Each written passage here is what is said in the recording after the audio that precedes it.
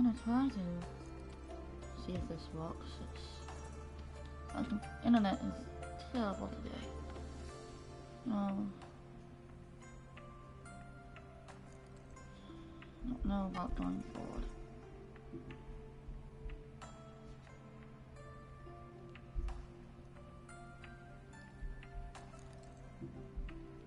This whole internet situation that I have that keeps cutting in and out. My streams keep cutting in and out, so who could have imagined that the once mighty Geo Archon might end up so, sitting on a humble stool in the woods, quietly weaving moon lanterns? You really do look like an old man now. This is a Shao lantern, not a moon lantern. In ages past, when the gods waged war and the world was in turmoil, these lanterns were lit to guide fallen warriors back to their homes. Had you tarried in the mortal realm for but a little while longer, you might have become quite accustomed to them. Even so, it bears such a striking resemblance to the moon lanterns they used to offer up to the heavens. Could this truly be mere coincidence? Perhaps in some sense it is, yet in another, it isn't. For instance, who is to say that some of Langan's magnificent jade did not become part of the very foundations upon which Liyue Harbor now stands? It is conceivable that this ritual was transmitted in such a manner too. Now, let's not let ourselves get carried away. For all its splendor, do not forget that, in the end, even Langan could not escape its heaven-sent fate. Alas, it is just a pity that the little creatures of this world may never again lift their eyes to the moon, even should misfortune befall them. But you, Geo-Lord, now that you rule this realm, why take the trouble, not to mention the risk, to visit one who bears such profound guilt as I? Are you not afraid that you might be sullied by the curse of time that was laid upon me? There is no risk to speak of. At least, not in comparison to that which you took when you defied the heavens all that time ago. As I have stated, time and again, it was not I who defied the heavens. Geo-Lord, the ancient affairs of Langan have nothing to do with me, for I am but one of her deadly selves, severed before her demise. My name is not Zebai, but Zichao. Surely you did not take us for one and the same, solely on the basis that we may all assume the form of white horses? Sorry to break it to you, but you seem to have found yourself the wrong white horse. Anyway, do tell me, what urgent matter brings you here? Very well then. I have come to ask for Zebai's shade. Oh? So, the Geo-Lord has set his sights upon Zebai's human soul. And what is it that you intend to do with it? The world outside is changing. With the new moon's birth, the confines of the Shadow Moon are gradually disintegrating. In other words, the heavenly soul is set to return. Consequently, strange phenomena have manifested within Langan's former domain, leading to the earthly soul's reappearance as well. The last of the trio, the human soul, is in your possession. Most intriguing. My intention is to gather all three together, so that an old friend may finally make her return.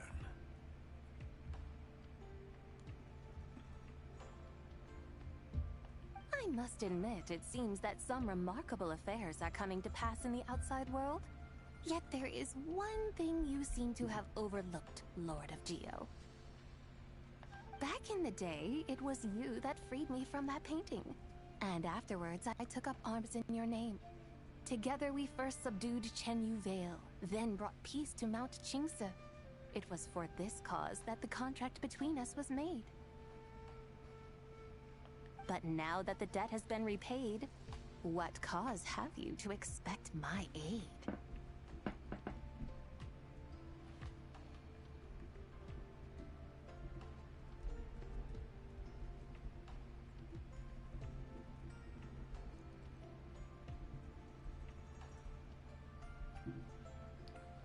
Zibai and I have long been friends.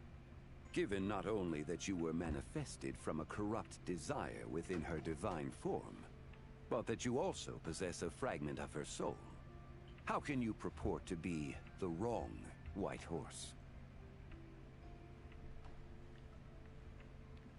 I think you'll find that we are now as separate and distinct as any two beings ever were. What once shone with radiant purity has long become dust. What you see is no longer what it was.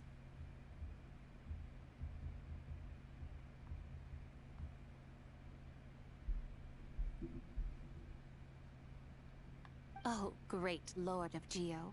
Should this still be unclear to you, I bid you take your leave. It seems that the fault lies in my own lack of consideration. As you wish. I shall let this matter rest. Wait! One moment, if you will. Should this not be your opportunity to propose a new contract? The part where you make me an offer I simply couldn't refuse?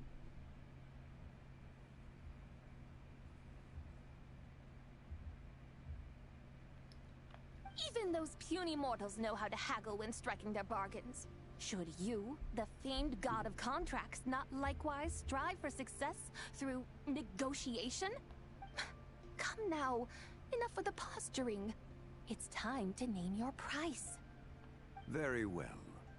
I had, in truth, prepared a new contract for your consideration.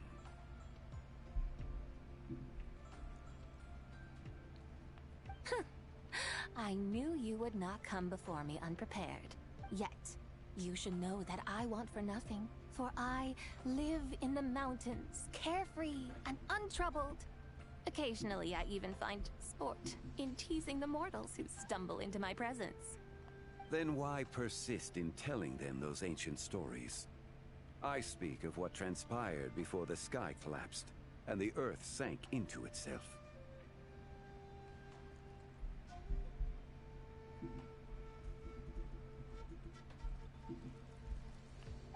That is merely my way of passing the time. And what of it? Would any believe, much less remember, the ramblings of a mountain hermit? Those tales have long since spread throughout the mortal realm. Who? Should my words prove insufficient, I invite you to see the world for yourself. To this end, I have found you a pair of trusty guides. The Lantern Rite is presently underway in Liyue, and should prove quite intriguing for you.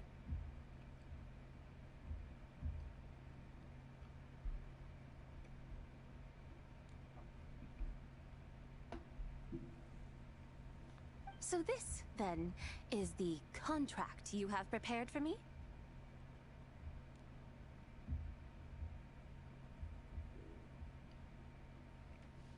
Indeed it is. Think of it as a contract for a one-day festive excursion.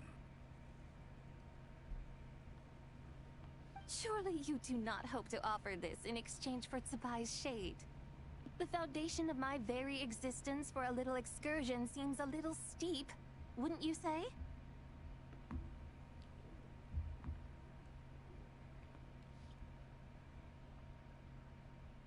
Why not see for yourself? You can always decide afterwards. The final determination, of course, shall rest with you.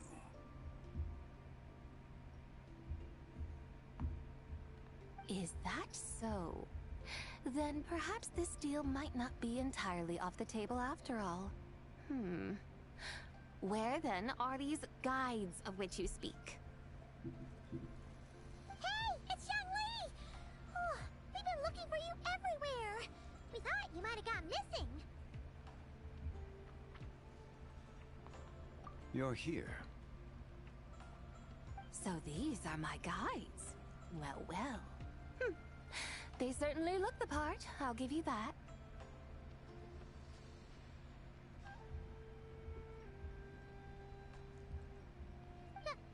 Guides?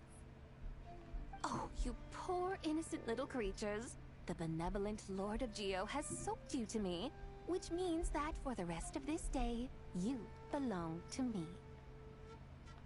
Sold us to you? Just what have you gotten us into, Zhongli? The situation is not quite as dire as that would sound. I ask only that you accompany my Adeptus friend on a tour of Liyue. I would suspect that depends on how well you entertain me. Entertain you?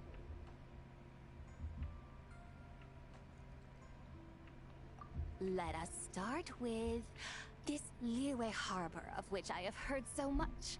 Nowhere is quite so fascinating as a place teeming with little mortals. How come this Adeptus sounds so different from what Paimon imagined? Okay, we'll take care of it. Get ready to find out why they call Paimon the best travel guide in all of Tibet.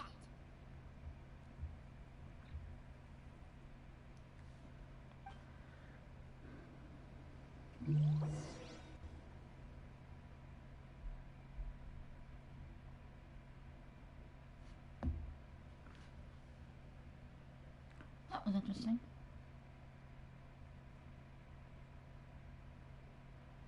The bar is pretty cool.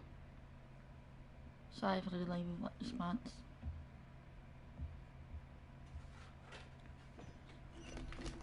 I don't tend to speak during cutscenes.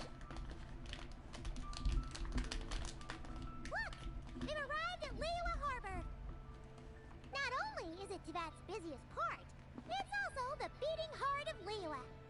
So, dear Madam Adeptus, where would you like to go first? With humble fare and wine to sip, in comfort clothed and soul at ease, one eats, and all the heart's ills cease. So we're heading straight for the good stuff? Well, you're in luck, because Paimon's an expert when it comes to food. There are two main cooking styles in Liyue. Li cuisine, which is all about mountain delicacies, and Yue cuisine, which is centered on seafood. The most famous restaurants are Liyue Pavilion and Shinyue Kiosk. Oh, now Paimon's starting to drool. Yes, sir. Only option is to go try them both. 2 meals, back to back. Both sound like excellent options to me.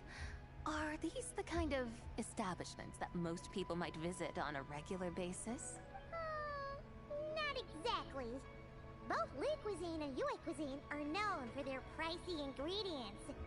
Definitely not what you'd call the budget options. But don't you worry about that. Just think of it as Zhongli's little treat.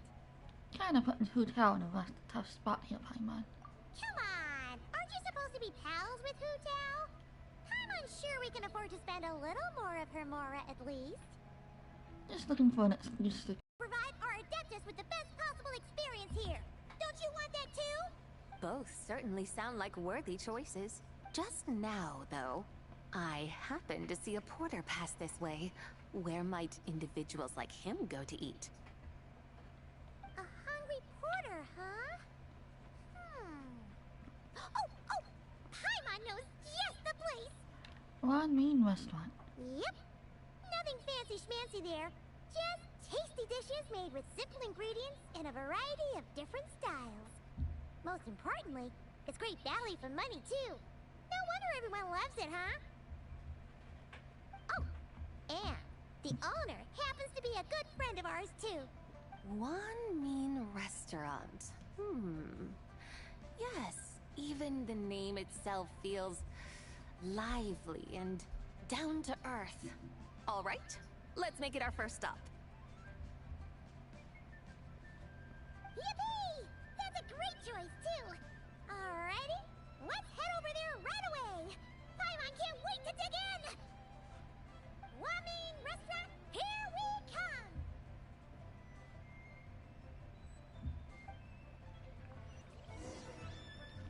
Alright. Let's go to Wamin Restaurant.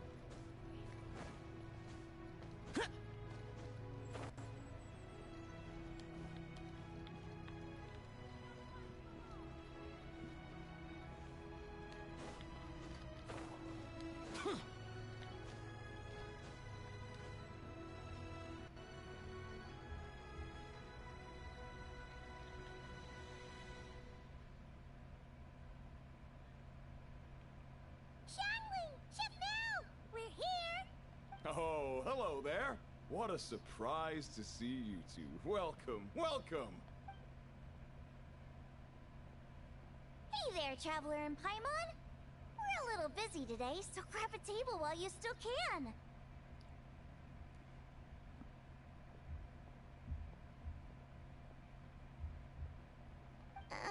But I don't think I've met this lady before. Is she a new friend?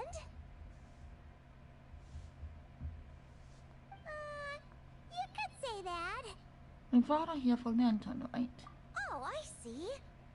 Well, hey there. A friend of the Traveler's a friend of mine, too. Don't worry, we'll take good care of you. Just order whatever you want, it's on the house. By the way, I'm Xiangling. I cook here at Wanmin Restaurant. What's your name?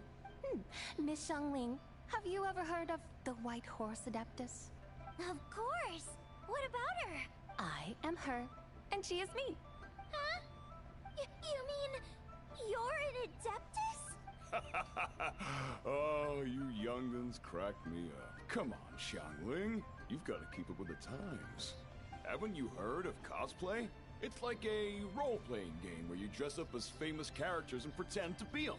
Seriously, it's all the rage, and it looks like this young lady is quite the expert. Your friends sure keep their fingers on the pulse, huh, Traveler? Wow, Dad. Didn't know you were so tuned in. But how come I haven't heard about it?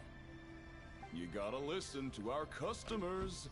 Didn't I tell you to spend less time chasing after wild vegetables and more time making friends? You're even more out of touch than I am. Hey, I like making friends too. Isn't that what I'm doing right now? Anyway, even if it is just a costume, is it alright if I still call you White Horse Adeptus?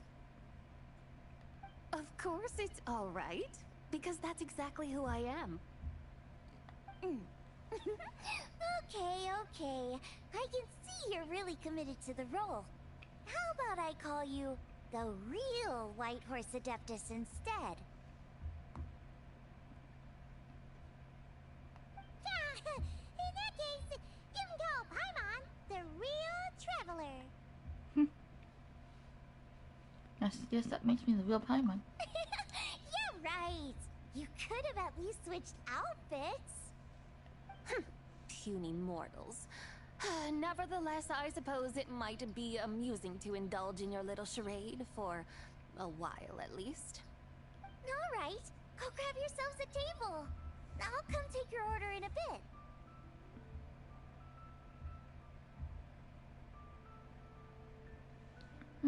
Kind of Mina is pretty cool, I guess.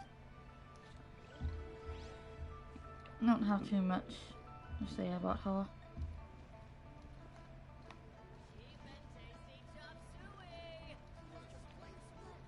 Alright, where do we go?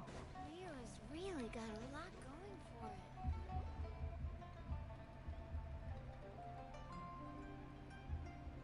Hello. May I ask if Miss Xiangling and Chef Mao are here? Yeah, they're just over there. Wait a sec. Aren't you? So, what would you like to... You're... Hello, Miss Xiangling. It's me, Lu Xiongxiong, the one who broke some stuff here at your restaurant a few days ago. I just wanted you to know how sorry I am. I honestly don't know what came over me. Please, please forgive me. Oh, it's you. You really gave me a fright that day, young lady. You didn't actually get food poisoning from our blackback perch stew, right? Come on, Dad. She's come to say sorry. It's all right, Miss Lou. You must have been feeling a bit off that day. You're looking so much better now, though. Why don't you grab a table, too? This one's on the house. No, I couldn't possibly. Hey, it's totally okay. We all feel under the weather sometimes, especially when we're away from home. Go on, find yourself a... yikes. Looks like all the tables are taken. Wanna come sit with us? We've got an extra seat over here. Thanks, guys. So what would you like to eat today?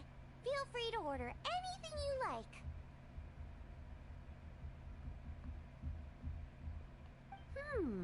I should very much like to sample your renowned poisonous blackback perch stew. It wasn't poisoned. That was all on me. So that's one portion of blackback perch stew. How about you guys?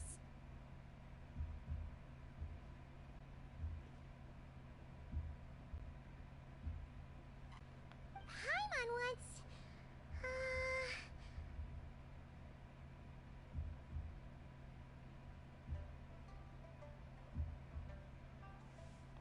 Sure thing! Looks like Paimon's having trouble making up her mind. Anyway, I guarantee you'll love it.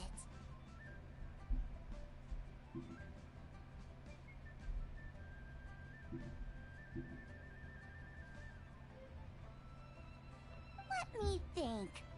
Well, since the blackback perch stew is on the spicier side, I guess it makes sense to balance it out with a serving of stir-fried shrimp.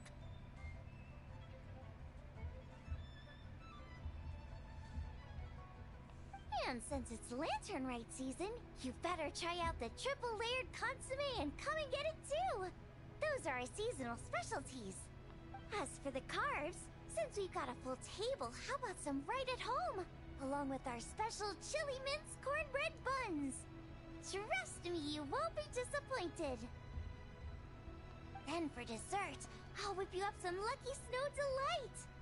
I just came up with it a few days ago. And I can't wait for you to try it! That's so much. Wow! Sounds like quite the feast! Looks like Paimon's in luck today! Am I the only one who thinks that's way too much? Not at all! Don't worry, I know what I'm doing. And to top it all off, our star dish, Adeptus Temptation. You should know that we don't often serve this here at Wanmin Restaurant. But since this is my first time cooking for the White Horse Adeptus, I'm pulling out all the stops. Okie dokie, just sit back and relax. I'll have your dishes out in no time.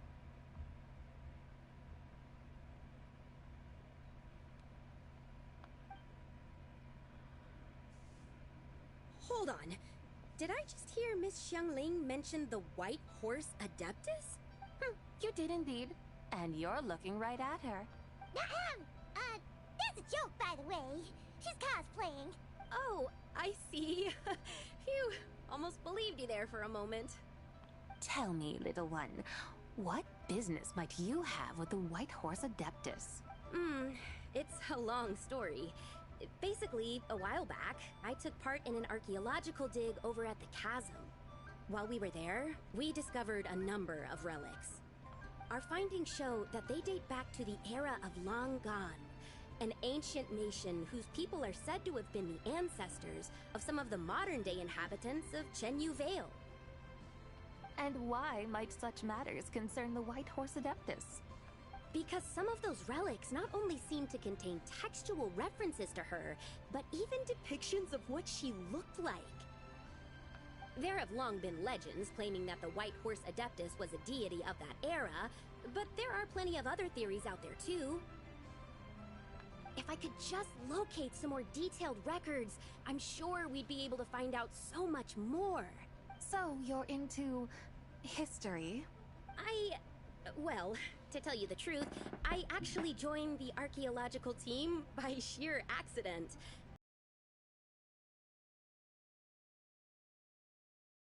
Of myself. Recently, though, things seem to have taken a turn for the worse. Still can't believe I caused such a mess and even ended up hurting someone. Oh, so you're considering becoming a martial artist now instead? No, I mean, they weren't seriously hurt. It was just a few scratches, and they let it go after my mother compensated them. You know that really wasn't your fault. Either way, my career is pretty much over. And even though both the victim and the Ministry of Civil Affairs say they won't be pursuing the matter any further, my father says he's going to punish me according to our family rules. Oh dear. Family rules? Yeah, he's decided to ground me. I'll have to return to Chaoying Village after LanternLit, and goodness knows when I'll be allowed to leave again. Wow, that's harsh. Sounds like the kind of thing only rich, super traditional parents would do. Not exactly. We're not exactly rich, though. All we own are a few tea fields in Chaoying Village and a guest house in Liyue Harbor. A guest house? It isn't Baiju Guest House by any chance? Yep, he's my grandfather. So, you've heard of the guest house before? Small world, huh?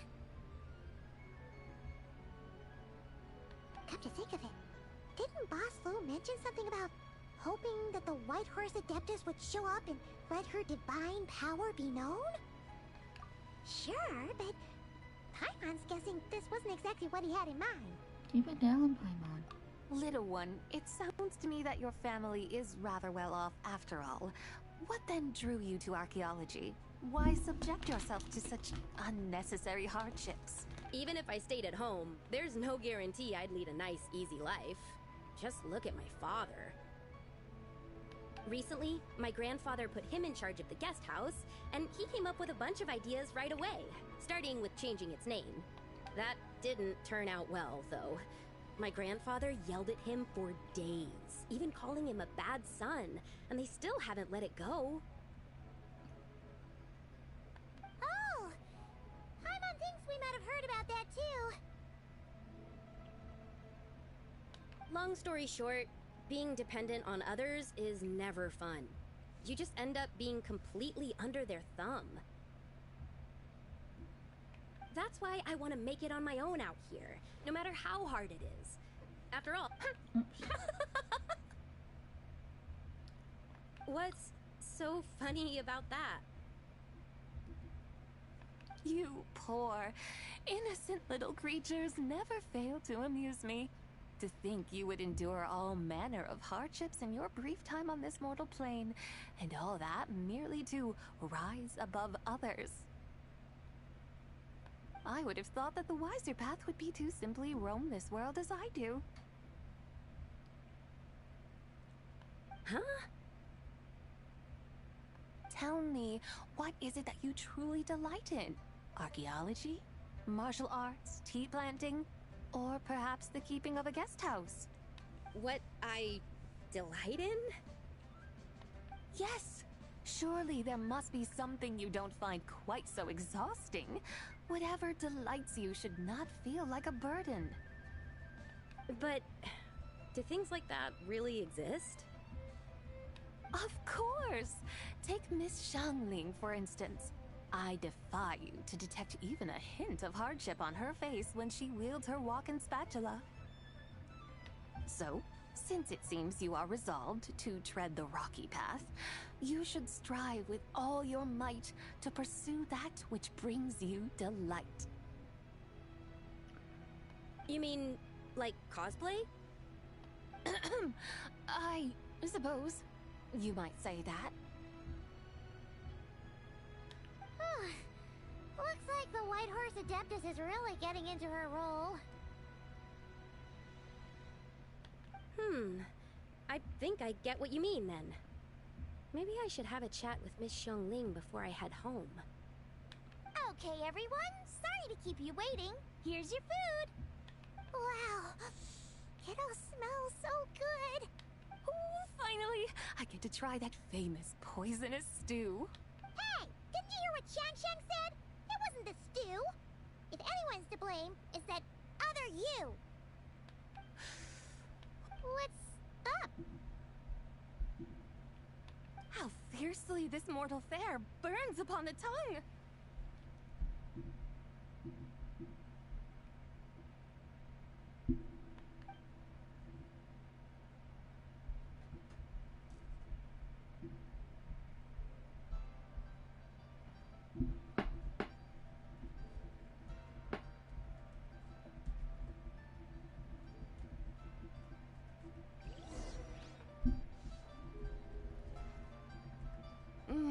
Most satisfying as poisonous stews go. So, where to now? Time, I think, to seek out some diversion? Oh, there's plenty of entertainment options in Liyue. Paimon will tell you that. The locals like to drink tea, walk their pets, play chess, watch operas, attend storytelling performances. Storytelling performances?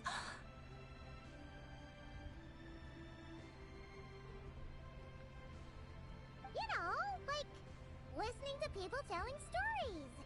They're usually based on old Liyue legends, just like their operas.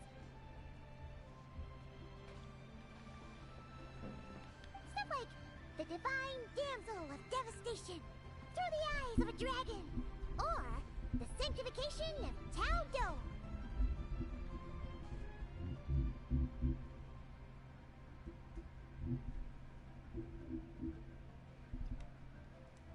What about the story of the bright moon that sits in the sky above us?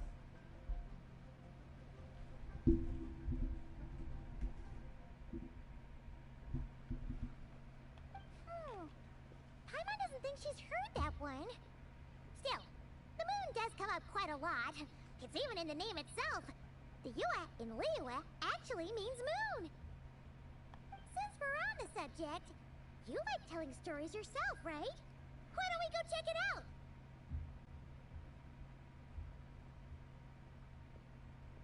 In that case, I'll have to trouble the two of you to lead the way. Awesome! Let's go! Third round knockout, here we come! Alright, just third round knockout.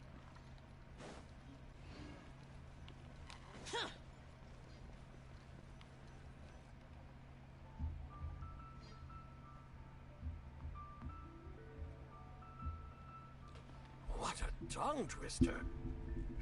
I'd have made a complete fool of myself if I tried to say it on stage without practicing it first.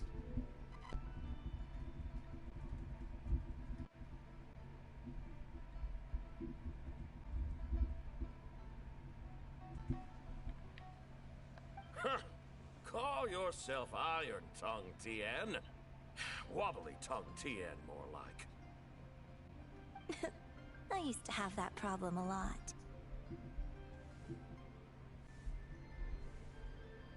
But if you just take your time to grasp the meaning and commit it to memory, you'll be able to say it smoothly in no time.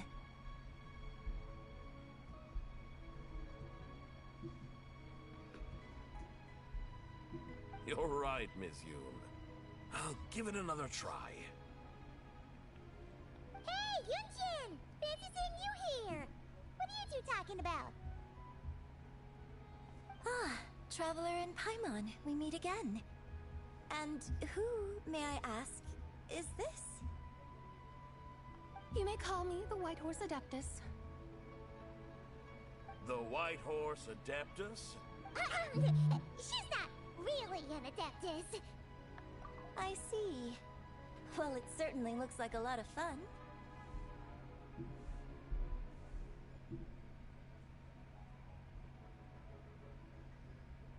Oh, funny you mention it. This type of thing is actually something I'm quite familiar with.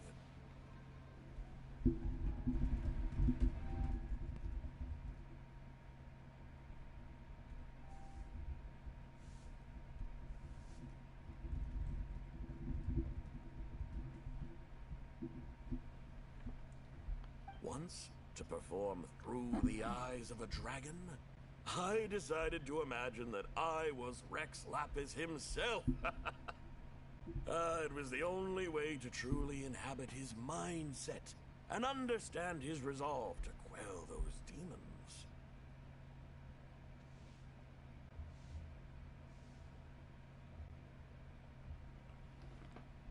Sounds like you just wanted an excuse to feel all big and powerful. Hey, that's... You just don't understand how inspiration works. You're one to talk. Paimon's traveled all over with the Traveler, and she's seen things that would make your jaw drop. All right, then. Since you claim to be so knowledgeable, why don't you prove it by reciting an ancient poem?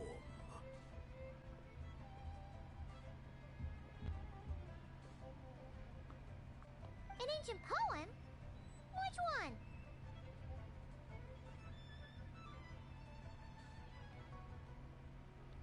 Ha! See? You mean to tell me you've never even heard of the ancient poem called... What kind of a title is that? Quit teasing, Paimon. We only just found out about that ourselves. He's talking about the writing on those ancient relics.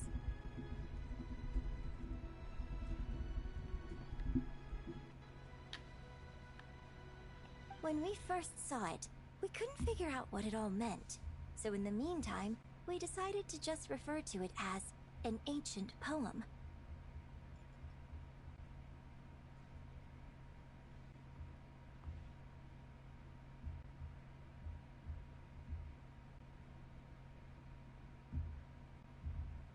However, thanks to the painstaking work of the scholars who were tasked with decoding it, it seems like that's exactly what it was. Or rather, an ode offered in veneration of the moon and the White Horse Adeptus.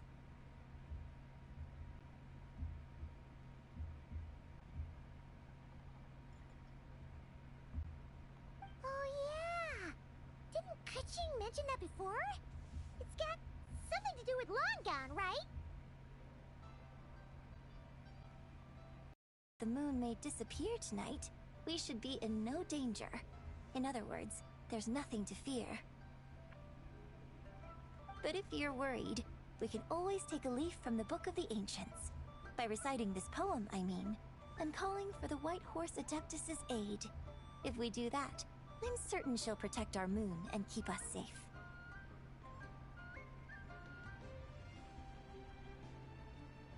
Whoa, seriously? Paimon has to get a look at this.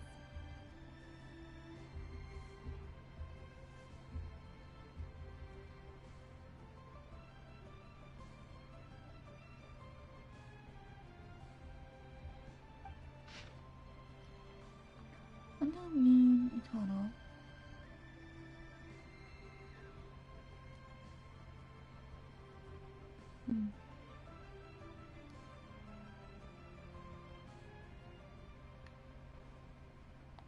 Under moon eternal, in radiant night, a maiden grants silk, soft and light?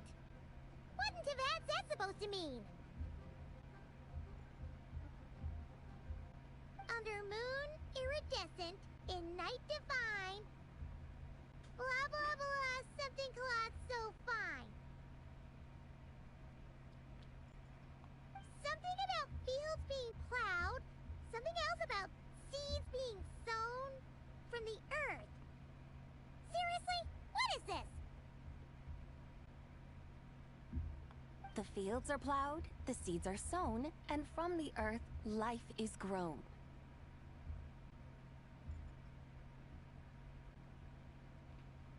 Whoa! You did that without even looking!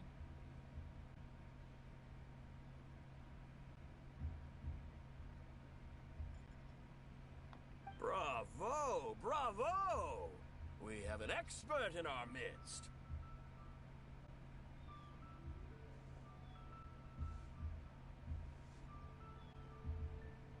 Looks like this young lady really does know her role inside out.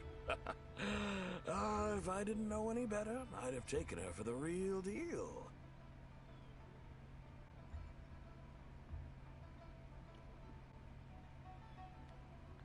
because I am the real deal. That's the spirit. This is exactly the kind of mindset I was talking about. Behold, mortals, I am none other than the indomitable Rex Lapis himself. Kneel before my godly splendor.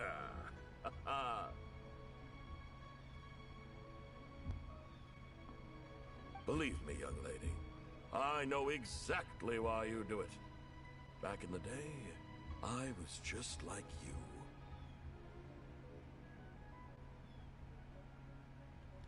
I must say, you are rather amusing as mortals go.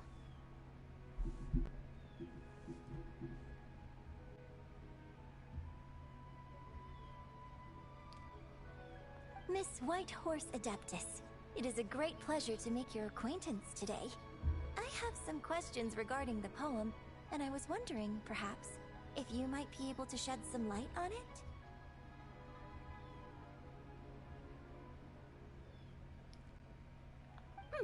You want me to explain the full meaning of its verses?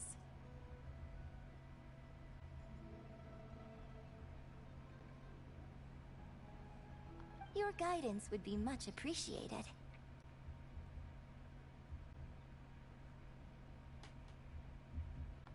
Fascinating. Huh. Tell me, do all the people of Liyue still express such reverence for the ancient ways? Well, it's true that we hold a deep fondness for our history, but it is hardly our only pursuit. One of my good friends, for instance, is even more devoted to the modern Fontanian art of rock and roll. Exactly! And don't forget, great practitioners of the role-playing arts walk among us too. People like me and you, young lady.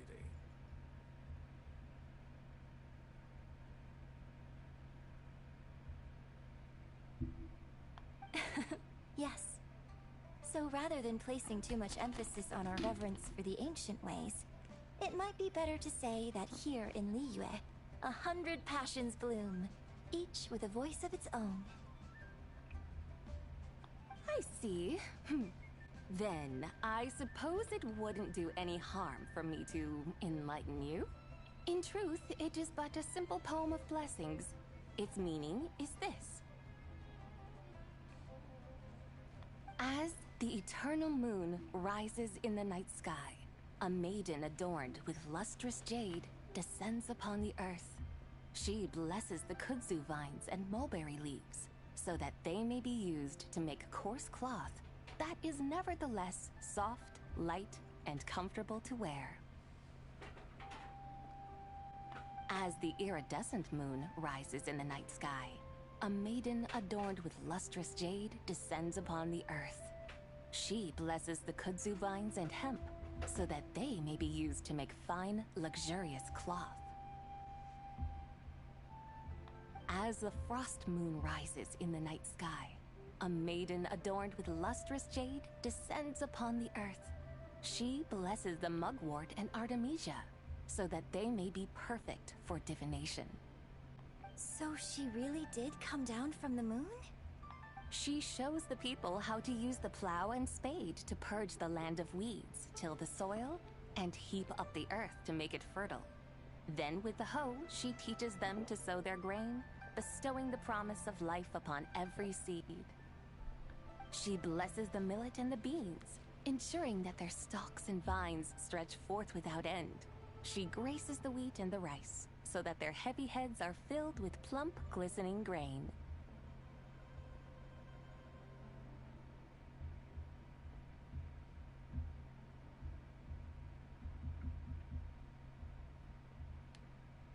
Sounds like she's a real pro at all this farming stuff. The fruits of the field are harvested and brewed into sacred wine for honored guests. This we reverently present to the Divine Maiden, with every ceremonial step flawlessly observed, so that she may witness the depth of our piety and respect. Oh, Divine Maiden, how can your graceful presence in the sky not seem like that of a fairy descending from the heavens? Oh, Divine Maiden, how does your pure and radiant form not resemble the guardian spirit of our land? I send my heart's desire, ascending to the heavens, beseeching you to grant us good fortune and blessings in the coming year. Huh? So, that's what it's supposed to mean? I find myself speechless, moved beyond the power of words to convey.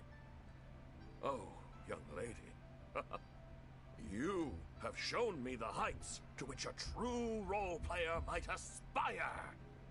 A truly remarkable performance. I did not anticipate that anyone could unravel this poem with such depth and clarity. And so soon after the ministry, I'd even begun to consider myself somewhat versed in the matter. But as they say, there's always someone more knowledgeable out there. Allow me to extend my thanks to you, Miss Whitehorse Adeptus. You are far too humble, young one. I must confess, it is I who have been surprised. Not only by you, but also by this Liyue Harbor of the present day. I'm mostly free to play. I don't really spend that much in Genshin. So I'm like 99% free to play. Ah, so you're not from Liyue. And what, may I ask, has surprised you about it? Oh, it's nothing really. Just some old memories scattered here and there. Very well, my guides. I suppose it is time we set forth on the next part of our excursion. I'd like to go see that wharf now. What say the two of you? No problem! We'll take you wherever you want. Oh, leaving so soon? Before you go, allow me to introduce myself. I am Yunjin, director of the Yunhan Opera Troupe. May I ask your name in return? My own name is scarcely worth mentioning, but since you asked, perhaps I'll tell you the title of that poem instead. Huh? So, it isn't actually called an ancient poem?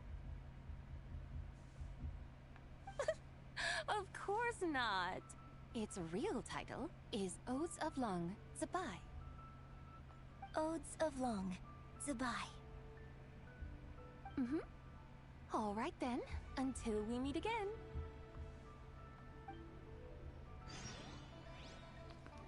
Fun.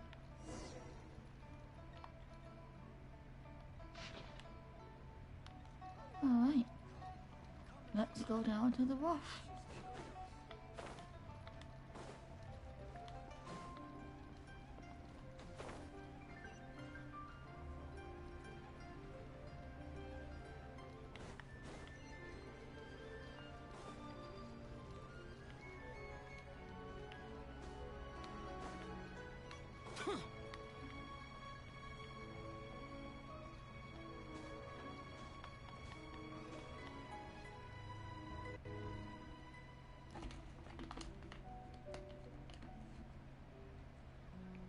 Hey, Ganyu! I almost forgot to mention. On my recent trip to Notcry, I came across something really fascinating in the Frostmoon Scion's library. I found records in their collection of another divine envoy living on the moon. A divine envoy on the moon? You don't think it could have been referring to the White Horse Adeptus too, do you? No way to say for sure.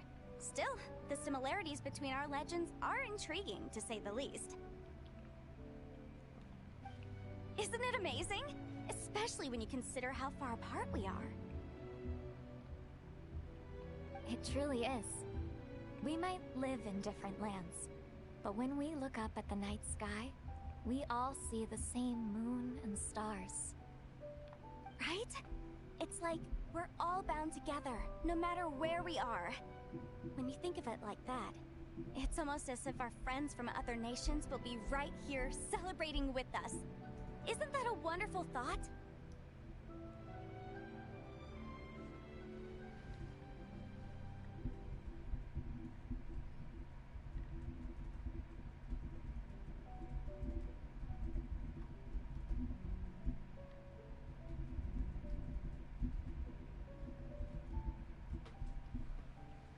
No wonder you were so excited to go see the giant lantern when you first got back.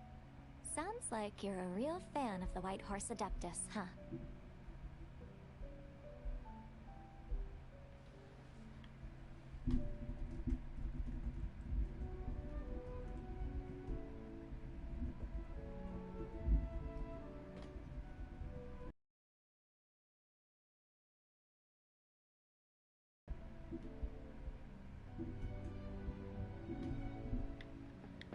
I guess you could say that. Just a pity she's so elusive. Even Granny's never met her, you know? Maybe she really is just a legend after all.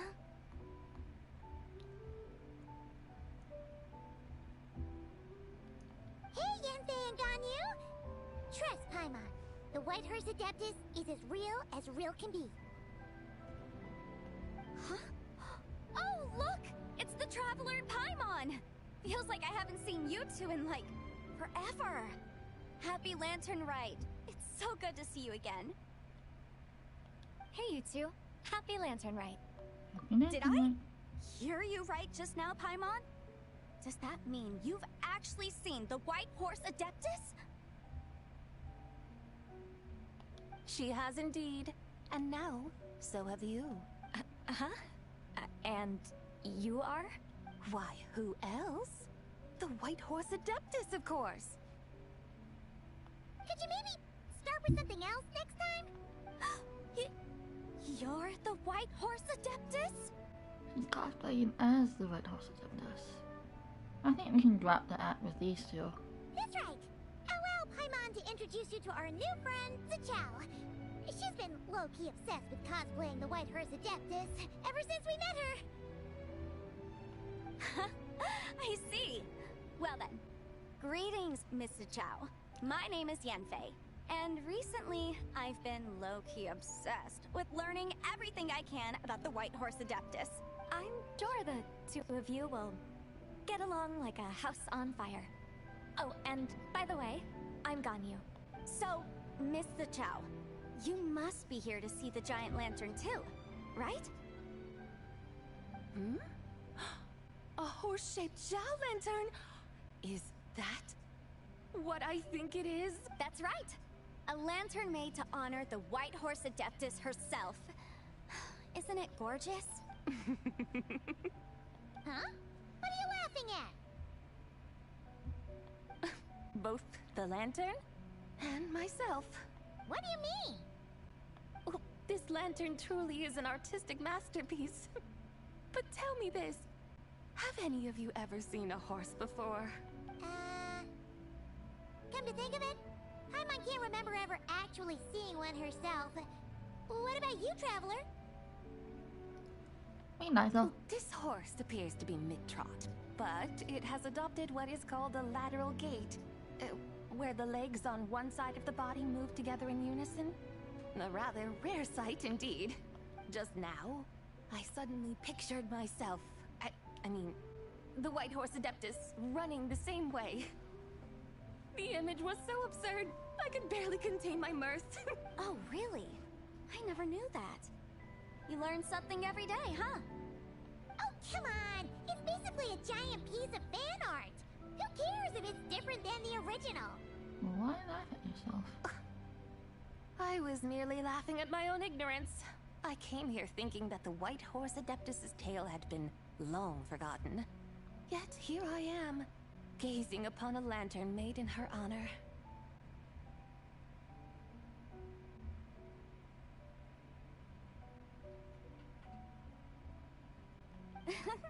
Well, you couldn't have been more mistaken. There are so many tales about the White Horse Adeptus, I'm starting to lose count. Just off the top of my head... Just so you know, Yanfei, we've heard it all like a million times before. Uh-huh. But there's one thing I can guarantee that you haven't. Huh? You mean like a new chapter of her stories come to light? Mm-hmm. And I heard it from Ganyu just yesterday. Hey, why don't you share it with the others? Sure, no problem. Where to begin? Do you guys still remember what Liyue's Moon Chase Festival is about? Of course! It's festival held in honor of the Stove God.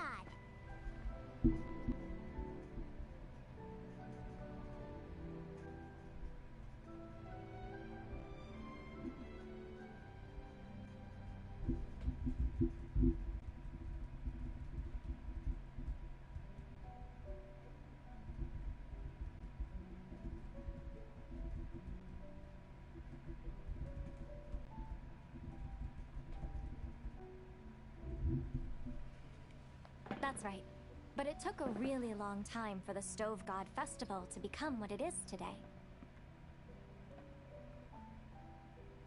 In its earliest form, it was actually an adeptal ritual known as the Moon Chase Rite. Paimon remembers Madame Ping mentioning that before, but she never explained exactly what it was. According to Cloud Retainer, the Moon Chase Rite was originally a ritual meant for communicating with the moon. Communicating with the moon? But for what purpose? At first, Cloud Retainer wasn't entirely sure either, as it was always Rex Lapis who performed the ritual. Whoa! Rex Lapis did it himself? Must have been a really important ritual. That's right. Unfortunately, despite numerous attempts, they never actually received any response from the moon, which is why they eventually stopped performing it. But then, just yesterday, Keqing took a picture of the moon being obscured by a dark hole to Cloud Retainer and asked if it had anything to do with the Moon Chase Rite. The moment Cloud Retainer saw it, it suddenly dawned on her that the rite might have been an attempt to reach the White Horse Adeptus all along. Does that mean Zhongli's been trying to bring back the White Horse Adeptus all this time? So how about that? Bet you never thought there might even be a link between the White Horse Adeptus and the Moon Chase Festival. If Keqing hadn't taken that picture to Cloud Retainer, we would never have known any of this. This is probably what Keqing was referring to that day when she mentioned there were some ideas she wanted to follow up on. So, Geo Archon.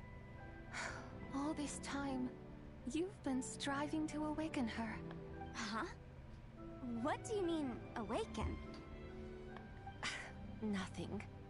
What I truly meant to say was, this new insight you've provided has been truly eye-opening. Oh, by the way, my trusty guides, I've been meaning to ask, where in Liyue Harbor might one enjoy an expansive scenic view? Huh? We're off to the next stop already? But Paimon's barely done digesting that lore bomb just now. All the more reason to find the right spot to let it sink in. Oh, so that's what you're up to. A tour of Liyue Harbor? In that case, if you're looking for a spot with a panoramic view, I'd recommend Yujing Terrace. That's a great idea. Since the terrace is on higher ground, the sea view from up there's so much better. Great! Well, the lantern ride's about to start, so we should get back to Granny's now. Hope to see you all at the festival tonight. Oh, you're off too? Alright then. See you both soon! See you soon!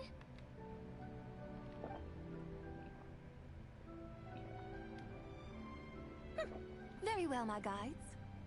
What are we waiting for? Okay, you're the boss.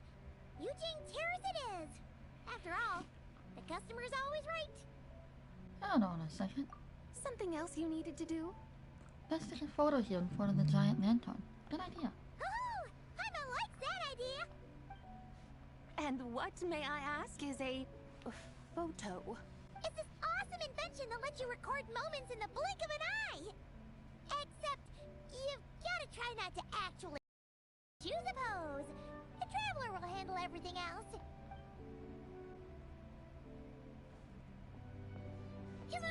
give it a try. Look! We got a great picture! Paimon's gonna call it The White Horse Adeptus Meets the White Horse Adeptus in Liyue Harbor. And that's so cute. Huh. They've even discovered a way to preserve moments in time. Now I truly am curious to witness what else these mortals might accomplish.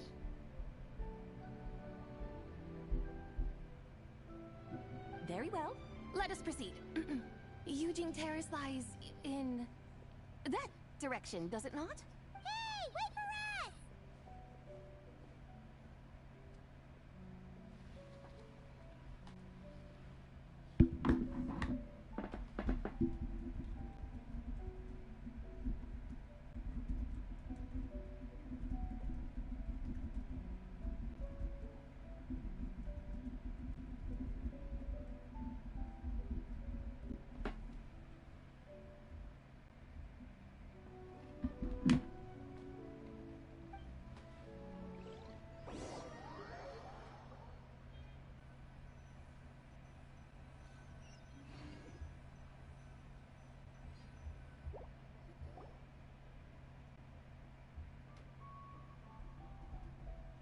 Truly a marvelous view if ever there was one.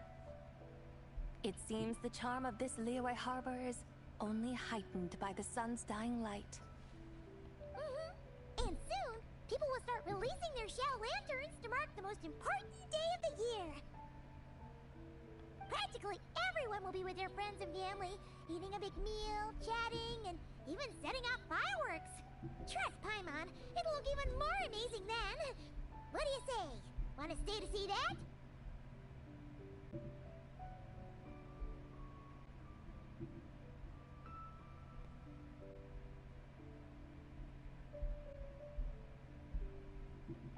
No need. Let us bring this weary day to a close. Weary day? You mean you didn't enjoy your tour? I had imagined you would arrange for me to witness some grand spectacle. Perhaps the descent of divine beings, the manifestation of the sacred before mortal eyes, or the appearance of a selfless hero come to aid the helpless and downtrodden. Or, should that not come to pass, then at the very least, spend a little more coin. For that, it seems, is how one finds true enjoyment. Alas, but there was none of these. Instead, we merely filled our bellies, listened to tales, and gazed upon a crude imitation of my likeness. And now, the sun begins its descent. What a day of quiet tedium. Well, we're so sorry. If we'd known that was what you wanted, we'd have done it all differently. It's all that Zhang Li's fault for not making the customer's requirements clear.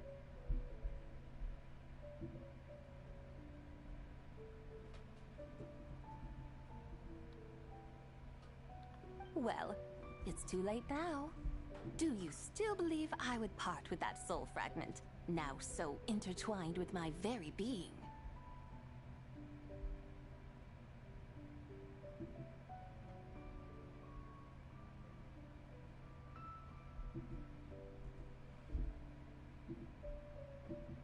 But... I knew you were the more astute of the pair. Huh? You were just trying to scare Paimon? It seems the realm of the Geo-Archon has a way of making one more stony-faced. So, you were just pulling Paimon's leg? Of course. I was merely engaging in a little banter with the two of you.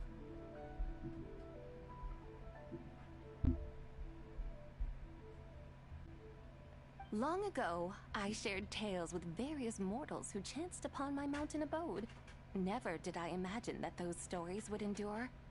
It seems I greatly underestimated them.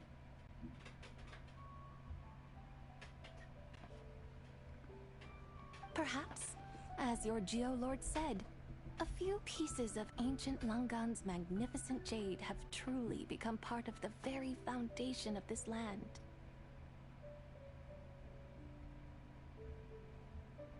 So, you've decided to help us? Again, that goes without saying. I made up my mind some time ago now. When I beheld a rather intriguing scene as I set foot in this city.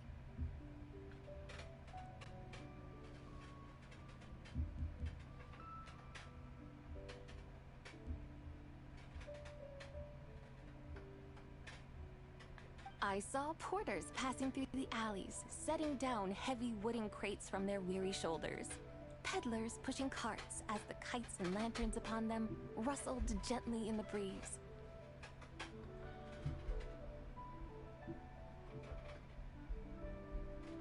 I saw cooks cooking, actors acting, scholars reading, soldiers marching, children playing, elders resting, officials officiating, and the common folk absorbed in this or that, reveling in the simple joys of life.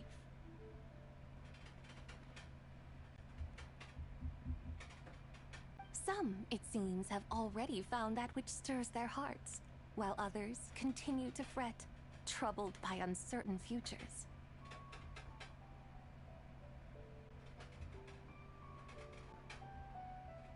Yet, in this gentle and serene order, each holds fast to their anticipation, not only for the celebrations to come, but also for the first light of the morrow.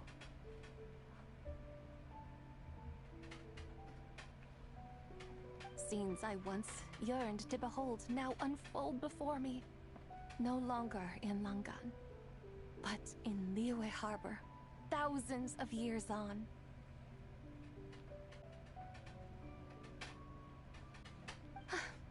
How wondrous is this mortal realm? Thank you. Thank you, Whitehorse Adeptus! Thank you so much! Why are we thinking Korner? Adeptus, Adepti, perhaps the singular art in which we are truly proficient is that of sequestering ourselves within the high mountains. But once we leave our mountain refuge, we find ourselves drawn back to mortal ways all the same.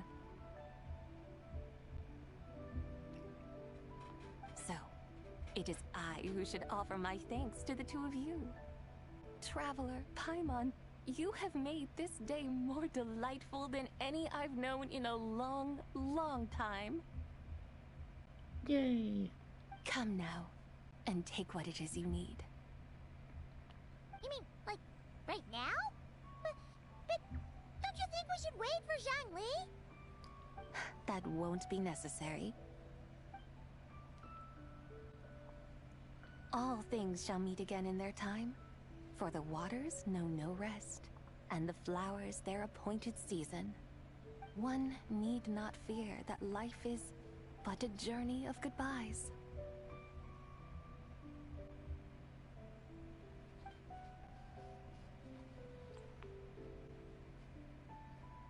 Is she gone?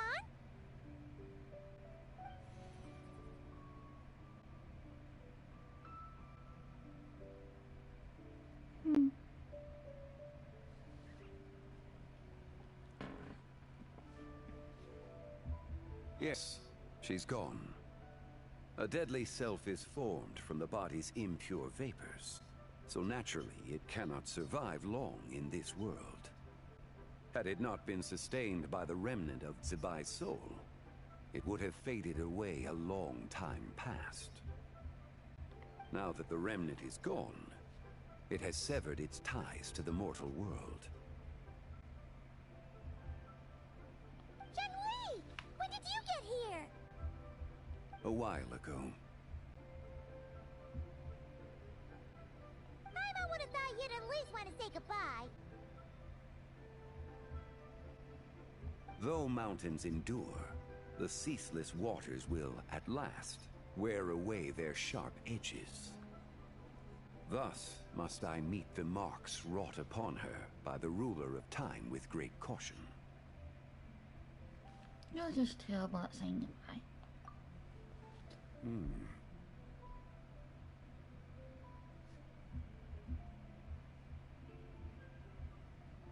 It may be goodbye for now, but someday we will meet again. Really? And when might that be? Who can say for sure? Year or maybe tonight. At the Lantern, right? Are you saying that if the White Horse Adeptus were to be resurrected, she'd still have the memories of the three deadly selves? That she'd still remember us? We will find out soon enough.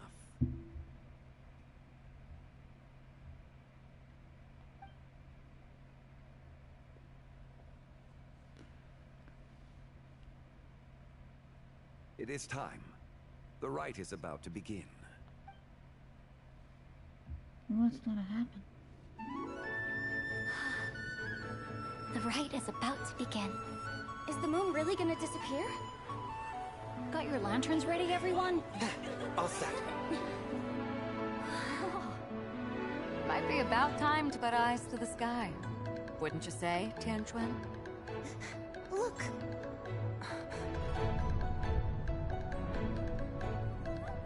When the sun's out, eat the sun. When the moon's out, eat the moon. Whoa, is this the lunar eclipse? Under moon eternal, in radiant night, a maiden grants silk, soft and light. Under moon iridescent, in night divine, a maiden grants fiber for cloth For so you. fine. Under moon of frost, in night so great, a maiden grants tools to divine our fate. The fields are plowed, the seeds are sown, and from the earth, life is grown. The seedlings stretch, the crops do rise, and all unfolds before our eyes. Fruits are gathered, sweet wine is poured. These gifts we offer to our Lord. Pure as heaven, so fair and bright, she shines as light in this dark night. And with her does this, wish take flight.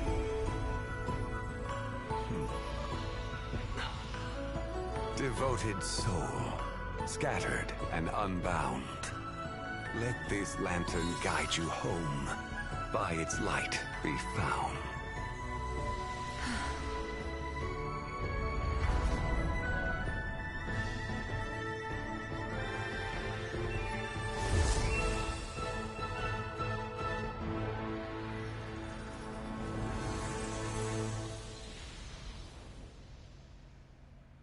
So pretty.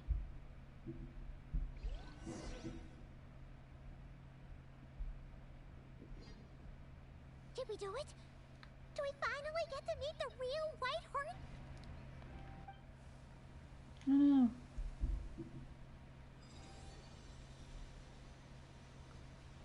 Is it messed up? Oh, maybe not. Might still be okay.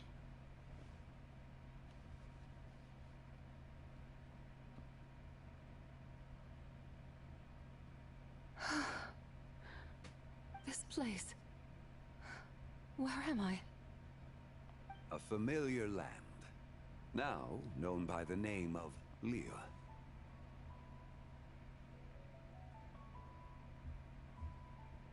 Liyue? The peaks adorn the clouded moon. Then, who might you be? Oh no! She seems to have lost all her memories after all. And those countless lights in the sky. What are they? These lights, each like a dwelling in glad accord, usher in this day of joyous rebirth. And whose rebirth might that be? That of my old friend, Zibai. Zibai? Yeah, that's you! Don't you remember anything at all? That's... me? Oh, yes. The envoy of the Lunar Palace. My name is Zibai, indeed. Then you must be the Lord of Geo, Heaven's Star. Many years have passed since we last saw one another. Zibai, my friend. Welcome home. Home? But why does this place, this Liyue, feel at once so strange, and yet so familiar. Do you remember Who you are? Who are you? Ah, yes, I remember now. You are that young Wushu dancer, the one who seeks disciples. How fares your quest for disciples? It must have yielded a truly prolific body of students by now, I trust. Hey, you've got it all wrong! You're talking about Gaming! But I could have sworn... Oh, that's right. You're that impudent blonde youngster who kept meddling in my affairs. And to think you even had the audacity to presume yourselves worthy of being... What was it again? Ah, yes, of being my guides. How very wonderful to see you again, my most faithful and beloved guides. I trust all has been well in my absence? Well, she finally got it right. That sudden mood swing felt even weirder. It's like her head's packed full of slimes. It is possible that her cells have not yet settled. After all, they've only just been brought back together. It may be some time before she fully recovers. Huh? You mean... Perhaps a few days. Perhaps a few years. A few years? Mortal years are but a poor measure when divine beings tread the realm of dreams. Well, if you say so. Anyway, at least she's whole again, right? That already seems like a pretty good outcome to Paimon. Yes, there is little cause for worry. We need only wait and let time take its course. Say, what are those little creatures over there up to?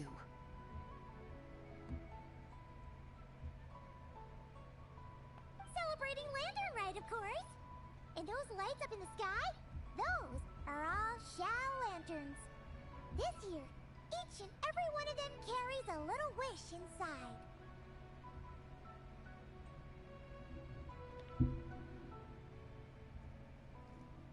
Lantern Rite. Then, may I join in too? Of course! Why else do you think we've been running around like headless chickens these past few days? Tell you what, Traveler, why don't we take the White Horse Adeptus out to celebrate? Who knows? Maybe seeing some familiar faces might help her find her feet? Hey, Zhangli! You've got some time on your hands now, right? Why don't you come along with us?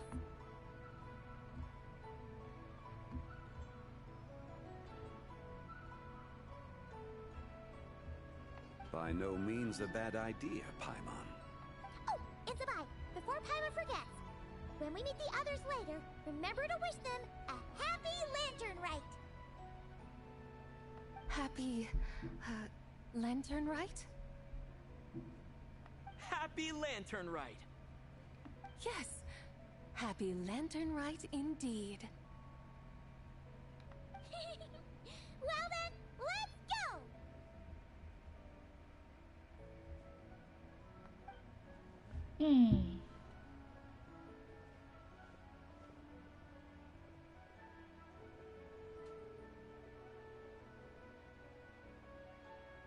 Lantern Rite. A night of joy, reunion, and moonlit blessings for all.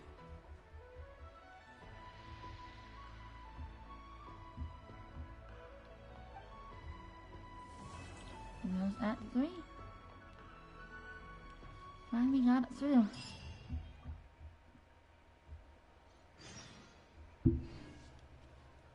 Right until the morning of the day after tomorrow. I don't want to do that yet.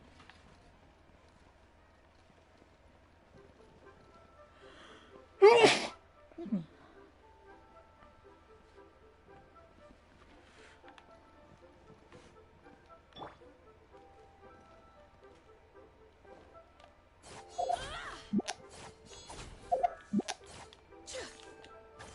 Why does it never work with me?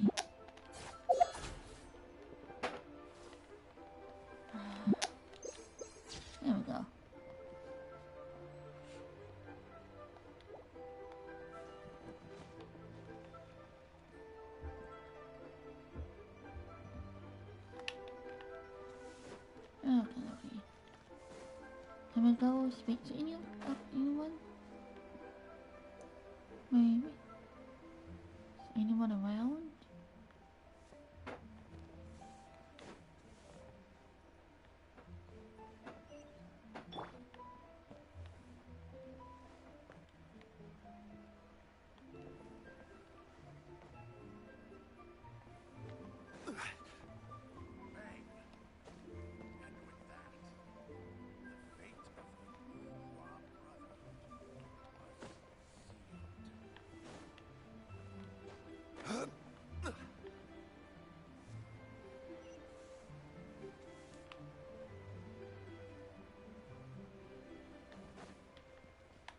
Kiosk. Place to go for classic UA dishes.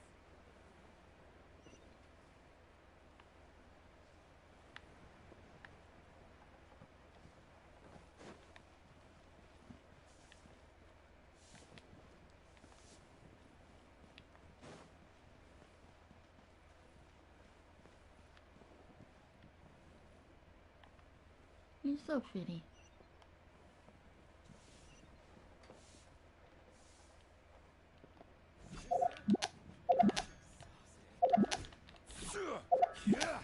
Find the photos. Tough.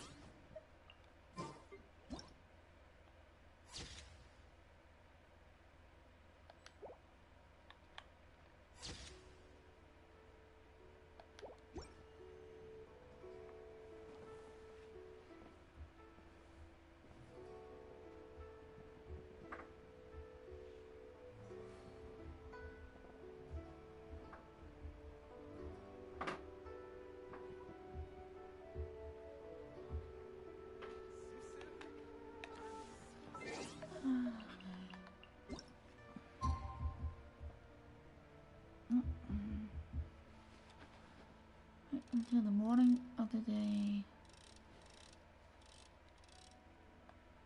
8 o'clock or something?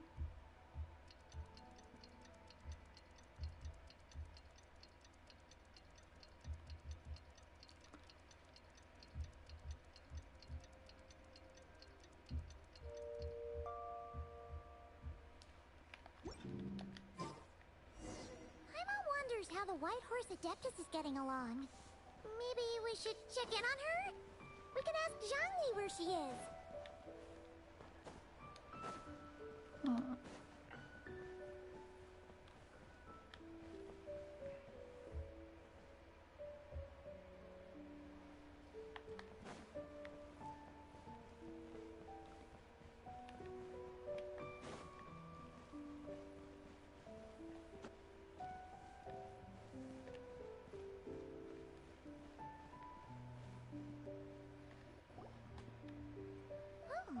Looks like Zhangli hasn't stopped by for tea today. Hey, are you two looking for your friend? Try going up that way.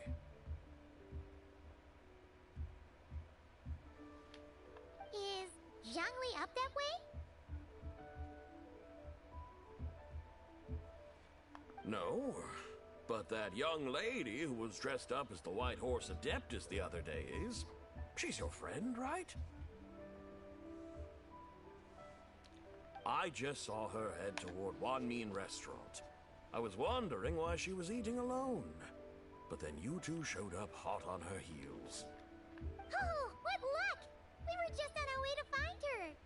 But what's she doing at Wanmin Restaurant? I have no idea. I said hello, but she completely ignored me. She couldn't have forgotten who I am, right? I mean, we're kindred spirits. Aren't we? Maybe she's still half asleep. Her brain might be a little fuzzy. Oh, that makes sense. I was wondering why her eyes were so red. Her eyes were red?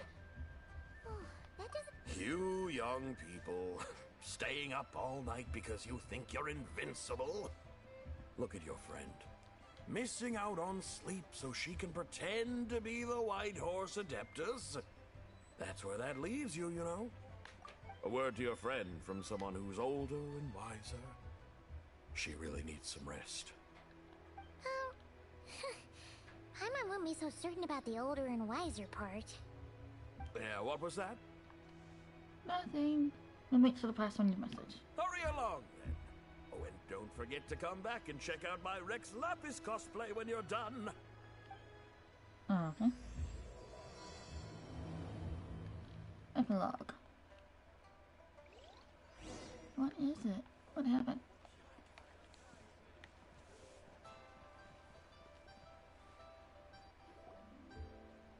Where's the proprietor?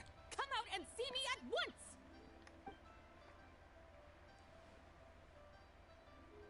Xiangling and Chef Mao aren't here right now. What can I help you with? And who might you be? My name is Shenhe. I work here at Wanmin Restaurant. Shenhe. Shenhe. Are you that crane adeptus who loves planting mint? It's been a few days. Have you improved your gardening skills? Did you manage to cover the slopes with mint? Mint? I don't know anything about mint. But I am familiar with Genshin and glaze lilies. Ha!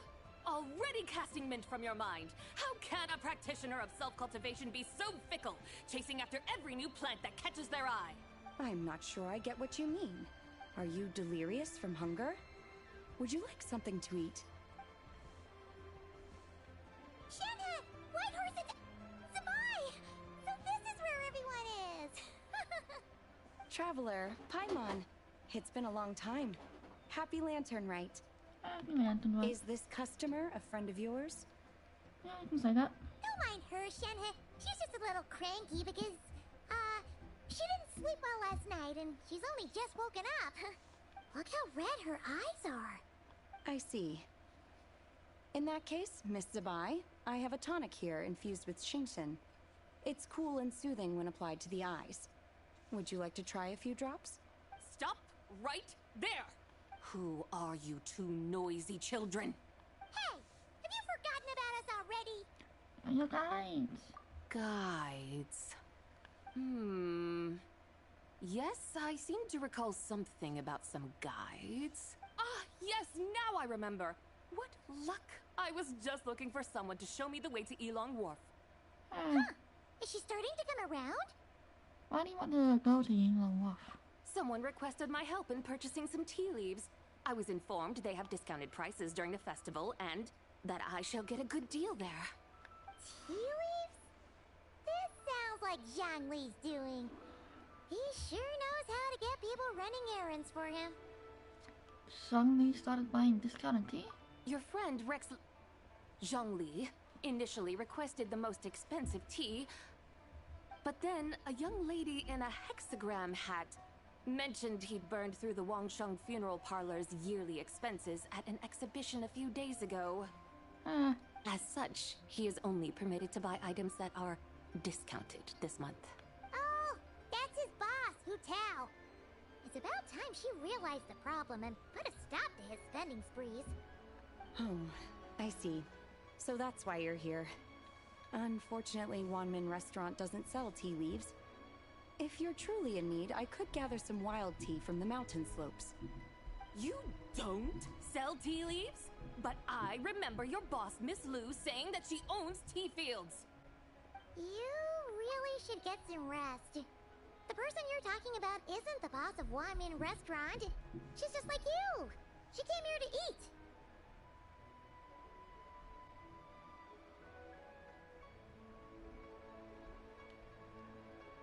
Is that so? Life really is full of surprises. What surprises? Your brain really is as gooey as a pack of slimes. Paimon can't believe Zhongli entrusted you with going all the way to Yilong Wharf and buying tea. Why don't we start showing you the way to Yingling Wharf? That would be excellent, my dutiful guides. Ah, yes, Miss Crane. I apologize profusely for my improper behavior just now. Please forgive me. I completely understand. Master often says that the human body is like a mechanism in need of regular maintenance. When a person cannot rest at night, they are sure to become irritable and on edge. Miss Crane, you appear reasoned and compassionate on the surface, yet I sense dark forces churning within your spiritual core. Those red ropes you wear are what bind them. Am I correct? Oh. You can sense that? Indeed. I also sense that with your strength, you might try undoing one or two of those bonds when training. Untie Shenhe's ropes? Wouldn't that be risky?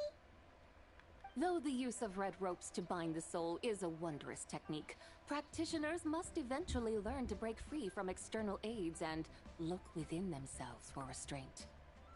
Master has told me similar things, but I am not ready yet.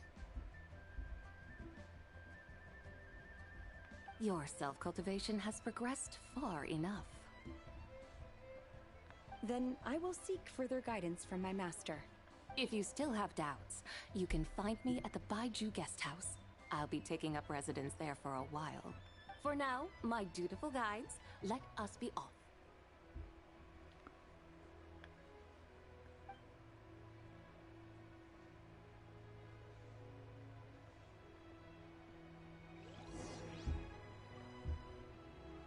Alright.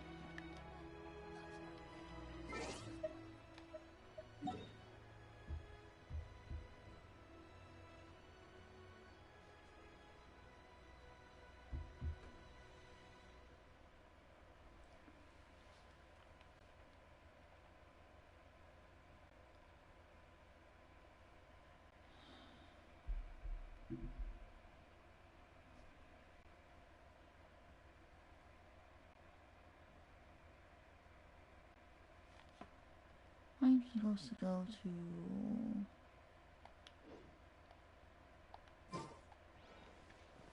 Long Wolf.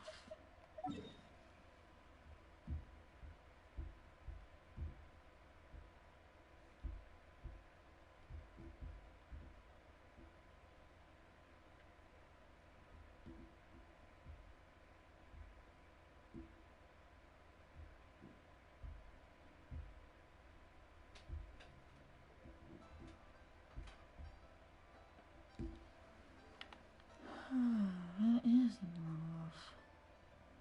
Way over there? Good grief. So far away.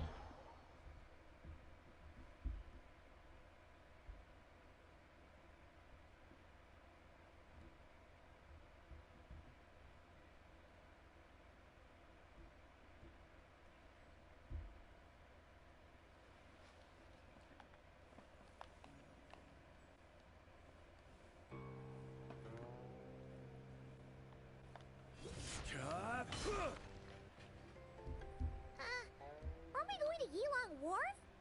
How do we end up on this mountain?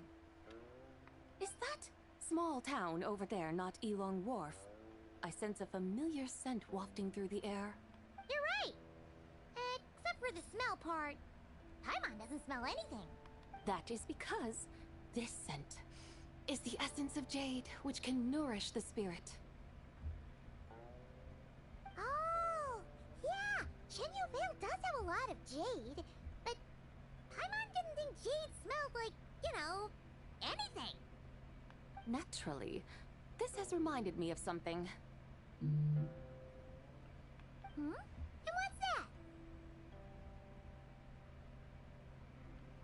A few simple tricks for mastering one's power.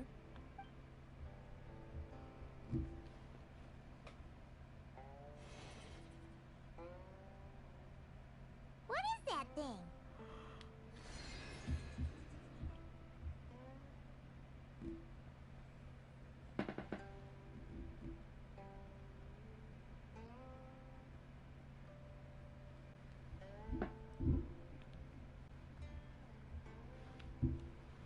I'm sure you've been to Elong Wharf many times before, but I wonder if you've done so while cruising through the air. Okay. You've been such dutiful, dedicated guides, so allow me to offer this fresh experience as recompense. Please, step in. There's a chariot. Fun.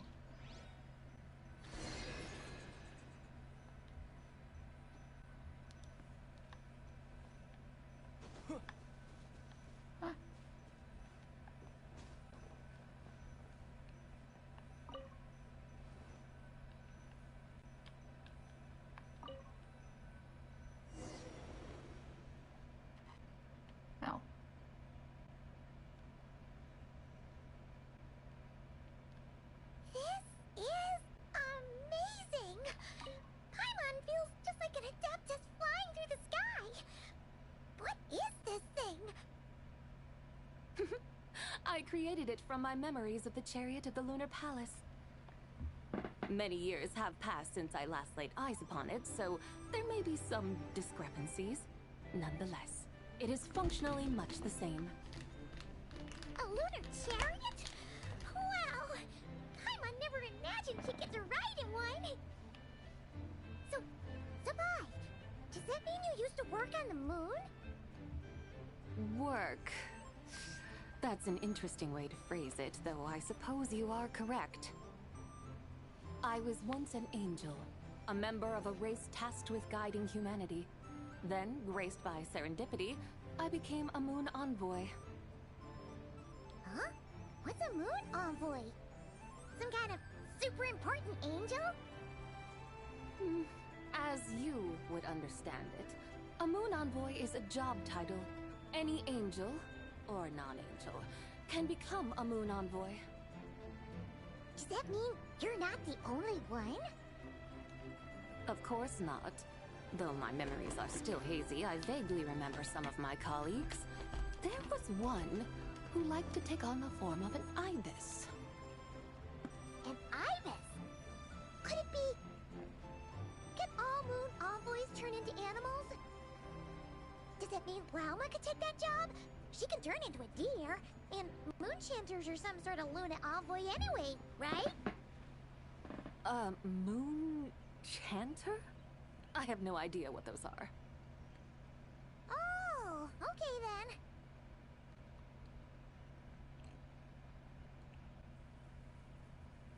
Look! Paimon thinks she saw a tea vendor over there! Very well. Let's take a look.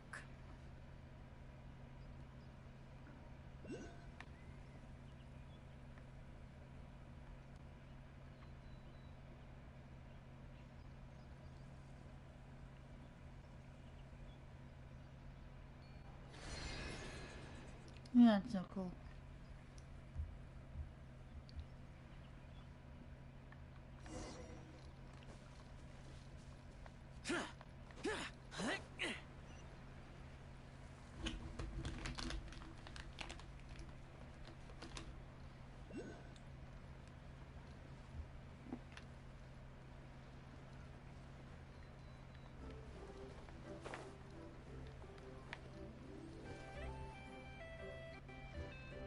Welcome, please have a look around.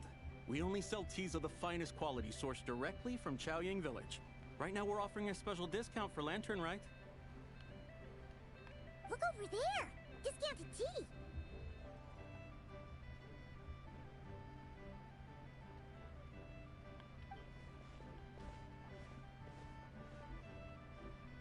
Dear customers, are you looking to purchase some tea leaves? I could see from your bearing that you are no ordinary customers. My humble shop has some exquisite teas that should satisfy your more refined tastes. We're not here for quality. We're looking for a discount. A discount? Well, that's a coincidence. Our Sungla tea is on sale right now. A special festive offer. Something about the name of that tea sounds familiar to Paimon. Buy 3 boxes of Sungla tea during the festival to get 10% off. Buy 4, get 20% off. Buy 10, but... Buy 10 boxes, get 50% off? That's right! 10 boxes at half price. Have you been to our shop before by any chance? Oh, Paimon's definitely heard this spiel before. 3, 4, 10, 10, 20, 50. Sabai, what are you muttering about? When purchasing 3, 4, or 10 boxes, the corresponding discounts are 10, 20, and 50%. The intervals between the two sets of numbers are 1 and 6, and 10 and 30. Look! Her eyes turned blue!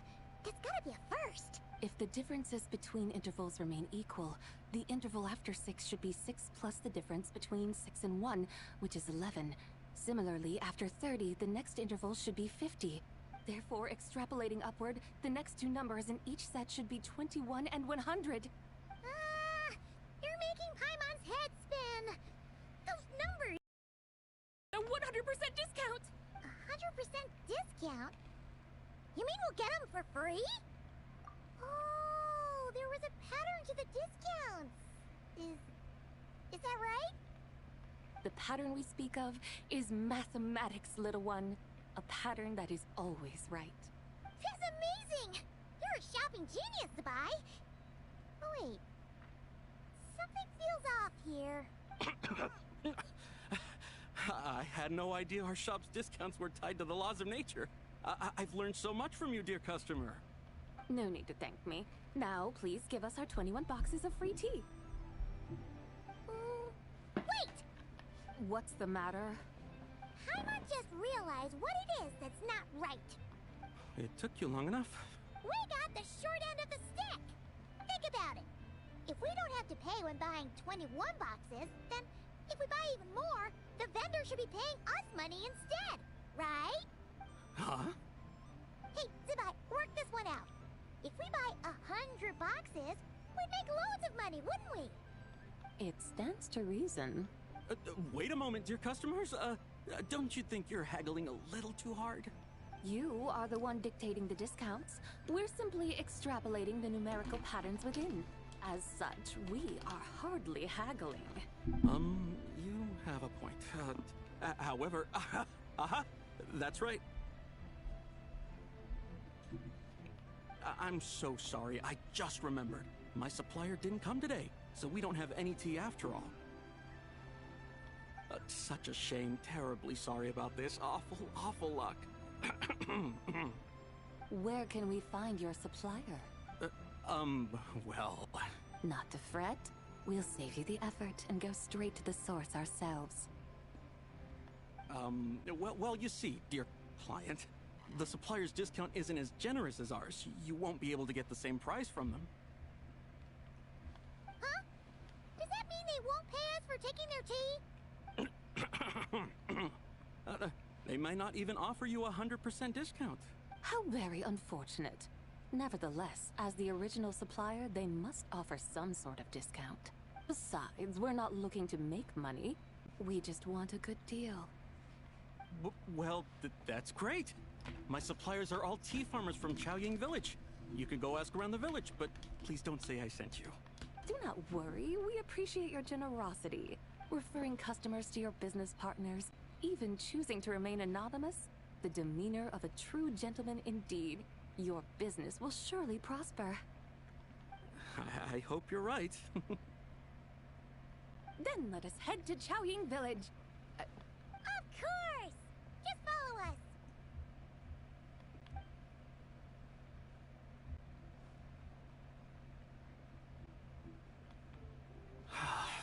What otherworldly beings were those? Thank the heavens I managed to send them on their way. I should hurry home and pray to the White Horse Adeptus. May she bless me such that I never encounter such customers again. You terrified him. Good.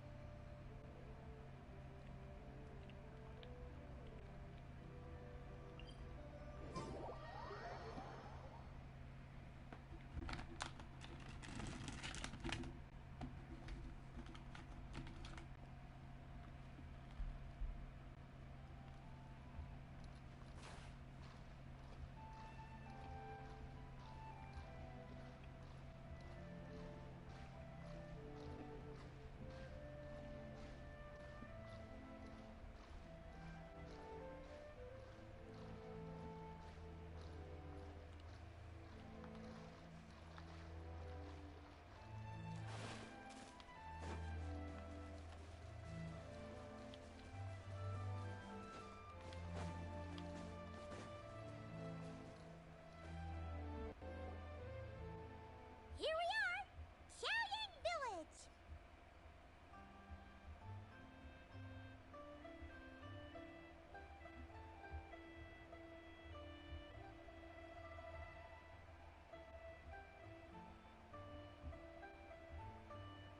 The mountains and waters are pristine.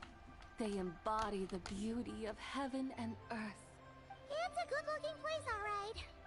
But it's hard to enjoy the scenery when Paimon can't stop thinking about all that tea-buying Mora we're missing out on.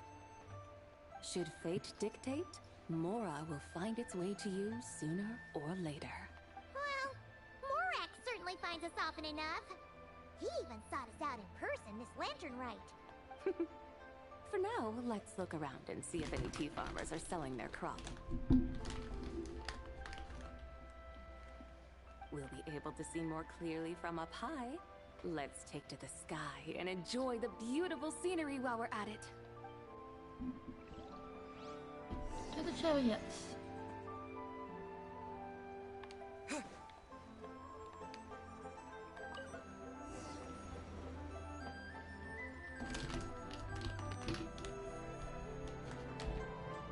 Wow!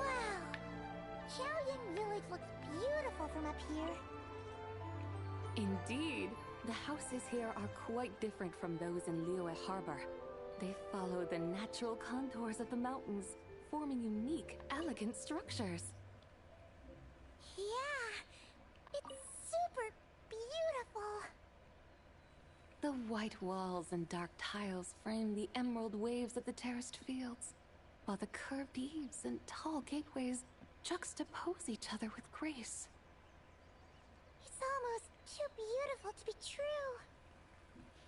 The crowing of roosters and barking of dogs, the calls of farmers working the fields, a vibrant pastoral chorus overflowing with earthly vitality. Yeah, it's incredibly beautiful, huh? Have you studied the linguistic arts by some chance? Huh? Your vocabulary for beauty seems rather constrained. Paimon knows how to say pretty as well. I see. Now then, let's take a look around and see if we can find any farmers selling tea.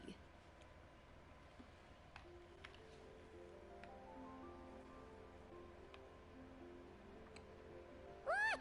There's someone in that tea field! And they look kind of familiar. Wait, is that Lu Shanshan? And who is that? Oh, you'll remember her once you see her up close. Imagine if she just suddenly sees someone coming down from the chariot. Like, hello, mind if we drop in? Look up below! Hey there, Lu Shanshan! It really is you! Huh? Paimon, Traveler, and the White Horse Adeptus. Fancy seeing you here. Aw, man. The White Horse Adeptus has a name now. You can call her Zabai. And you are... Wait. I remember now, you're... Don't say anything about food poisoning or fish. You're the young lady who wanted to rise above the rest, are you not? Yes, that's me, but I'm in a bit of a state right now. At best, I can say I've fallen below them.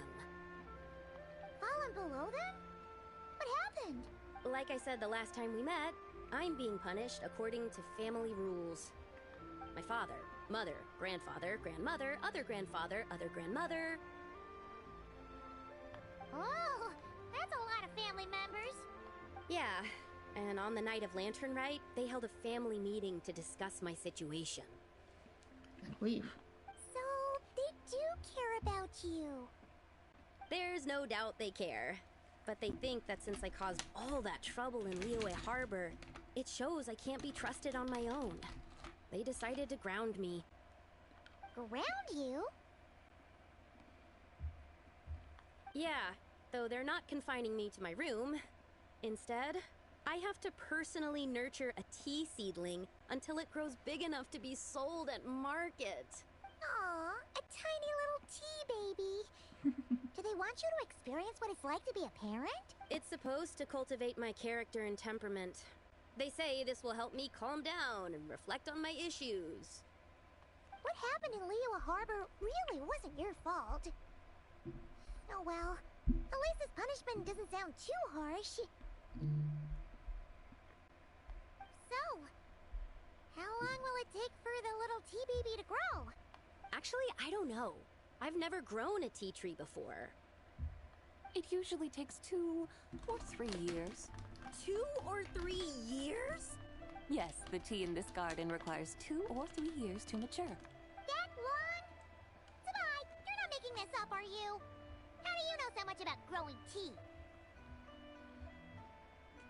When the plants thrive and grow, that is the meaning of my name. I can tell at a glance when their season of ripening will come.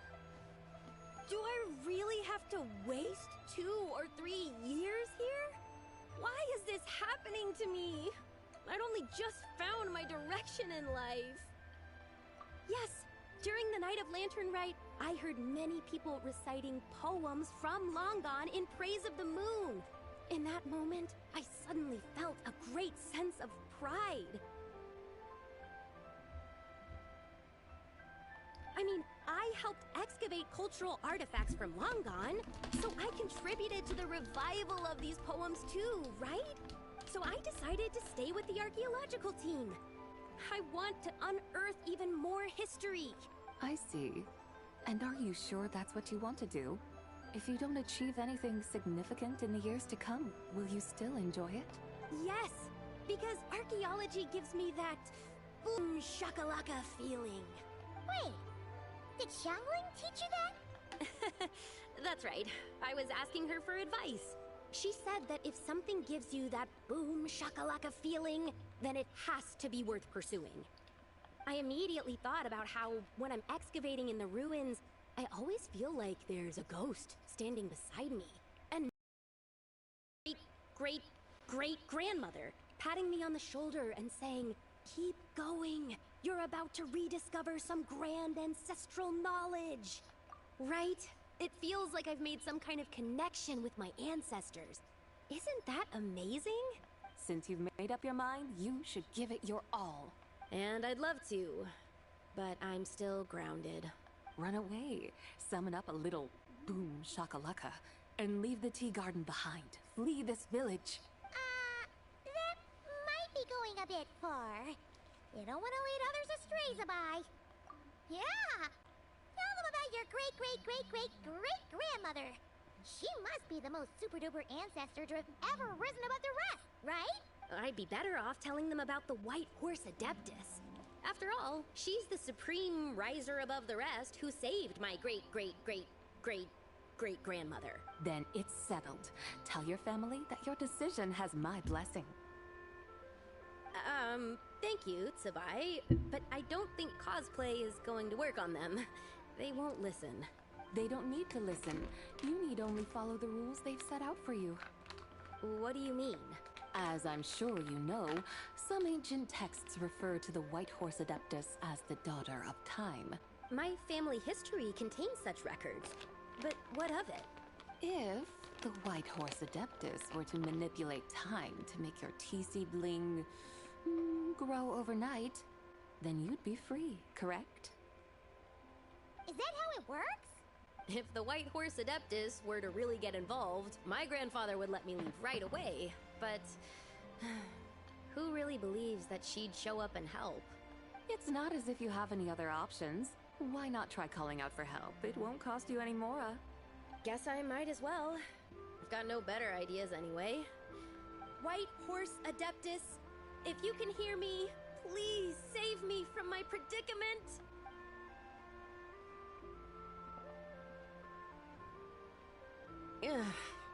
Nothing happened, as expected. Perhaps the White Horse Adeptus has already heard your prayer.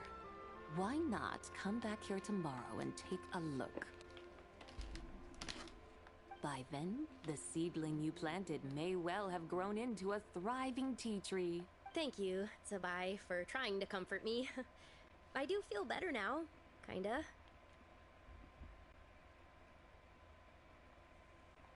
But can't you really do something like that? Oh, it's getting late. Why don't you all stay at my house tonight? My family may be strict with me, but they're always welcoming to guests. That sounds great! Let's get some sleep and then come back here tomorrow to see if our tea baby has grown.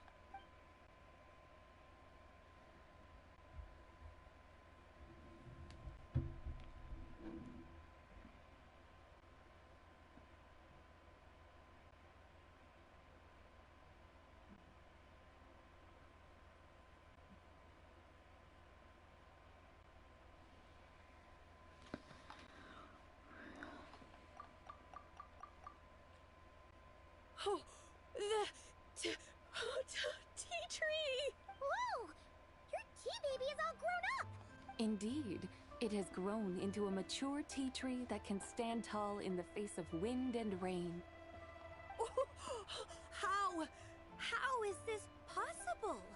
It must be the work of the White Horse Adeptus. Your prayer must have moved her. Are you sure? Perhaps she heard your prayer and chose to answer the call.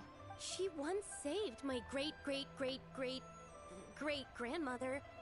This time, she saved me. That's incredible! Your family must be blessed by the White Horse Adeptus. I guess so. I need to tell everyone the news right away. They should unground you now, right? They'd better. Since this is the will of the White Horse Adeptus, I don't see how they could object. Go. And if you run into any more trouble, call out to the White Horse Adeptus just like yesterday. Thank you so much. Paimon really thought you were going to use Adeptal energy to make the tea baby grow, Zabai. When an Adeptus exerts effort, consuming their energy, is that not using Adeptal energy?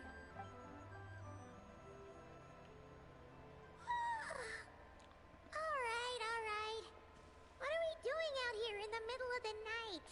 We're here to help Lu Xiangxiang fulfill her wish, of course. Can you really make the tea baby grow? It won't be easy, but there are ways.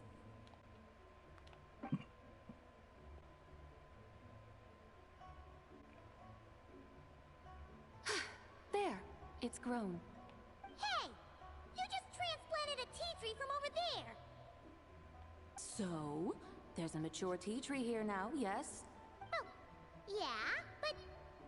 And am I not the White Horse Adeptus? Well, yeah. Is this tea tree then not a manifestation of the White Horse Adeptus's will? You're... not wrong. But again, there's something not quite right about this.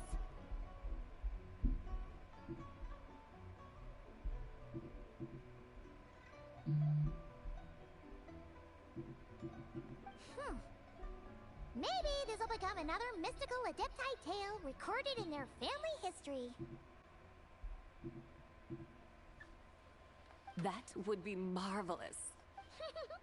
Paimon thinks so too. Hey, Traveler! Sabai seems to be doing much better now, don't you think? Maybe being outside is good for her. Oh! Paimon bets that's why Zhongli chose to send her on this errand. Why don't we continue showing her around anyway?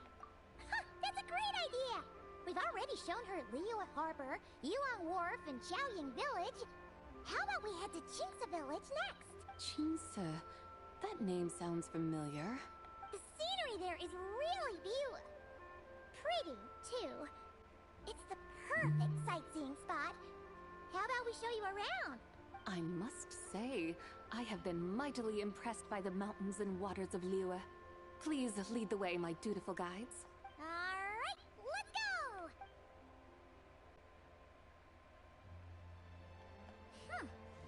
Paimon can't help feeling like we've forgotten something. Pay it no mind. I've already forgotten more than you will ever know. Alright. If we forgot something, it can't have been that important to begin with. Qingce Village, here we come! The tea, Paimon. We gotta get the tea.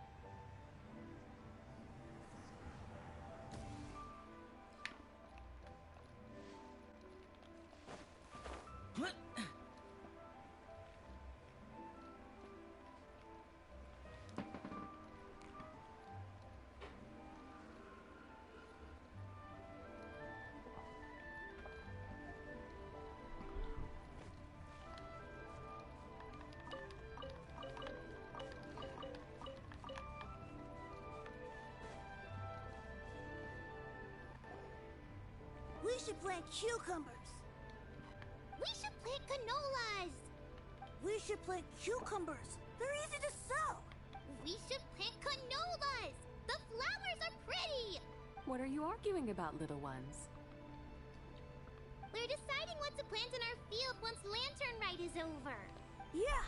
Dad gave us a small plot of land to grow our own crops. He said we can keep all the more we get from selling them. We should plant cucumbers, right? Dad plants cucumbers every year. We should plant canolas. We can press the seeds for oil. It smells good and sells for a good price. Ah, an agricultural debate. This should be easy to sort out. Granny, are you a farmer? Could you tell us what to do? Granny? What did you just call me, you rapscallion? Oh no, her eyes are gonna turn red again. It's just, my granny smells really nice, and you smell nice too, so... Sorry. How about we call you Auntie instead? Auntie? Call her Big Sis by. Oh, alright. Big Sis Zubai, can you help us decide whether we should grow cucumbers or canolas in our field? You little rascals. Using priceless land like this just for cucumbers and canolas? What a waste of heaven's gifts! Huh? What should we plant instead? With the coming of spring, when all things awaken, the fields should be sown with the 5 grains. What are those? The 5 grains are life's staples, the heart of the people's table. I notice the people here mostly eat rice, so that is where you should begin. Based on the local climate and soil, seedlings planted in mid to late spring should produce mature grain within 2 or 3 months. When autumn comes, you can plant a second crop, with time still to harvest it before the first frost. The rice you harvest can be sold at market or kept in your stores. It's a far better choice than cucumbers or canolas. Oh, but Big Sister Zubai, I like canolas. That's no issue. It is unsuitable for continuous cropping in any case. You can rotate it with rice to maximize your yields. After the second rice harvest, around wintertime will be the perfect opportunity to sow their seeds. And when they mature in mid to late spring, you shall be just in time to sow the first rice crop of the year in turn. This way, your field will sustain balance. Rice and canola in a harmonious cycle. Wow! That means we'll have crops to harvest all year round! Wait a minute! If rice and canola take up the whole year, what about my cucumbers? A firefly dares rival the brilliance of the moon? In what twisted universe should cucumbers vie for land with rice? Big Sis Zubai! You're going to hurt Lil Lee's feelings! Auntie hates cucumbers! Enough to grow. There's no need to devote a whole field to them. Just find an empty corner of your yard, scatter some cucumber seeds in the earth, and before you know it, you'll have a thriving patch of vines. Cucumbers delight in sunlight and moisture, but they suffer in cold weather. If you wish to plant them this early in the year, you should make sure they're protected from frost. Wow. Is it really that simple? Let's hurry home and get started right away! Are you really in that much of a rush? Well, thanks, Big Sis Zubai, who's fierce but really good at farming. We gotta go! Thanks, Big Sis Zubai! See you around! Paimon never imagined you'd know so much about farming. What's so strange about that? The people of Long Gone called me the god of soil and grain. Are the fields not made of soil? Is rice not one of the 5 grains? Huh, that's true.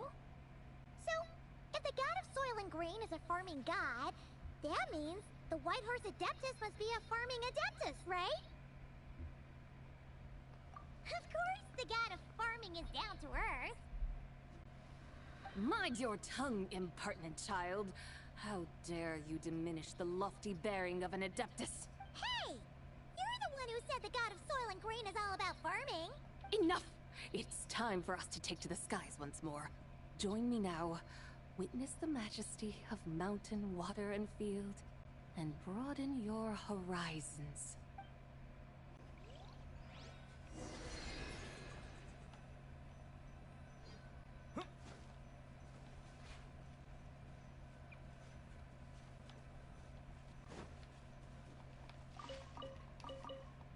You know, you.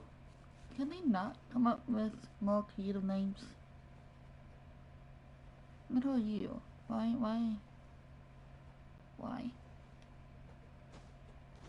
Why are you called Middle you? Literally.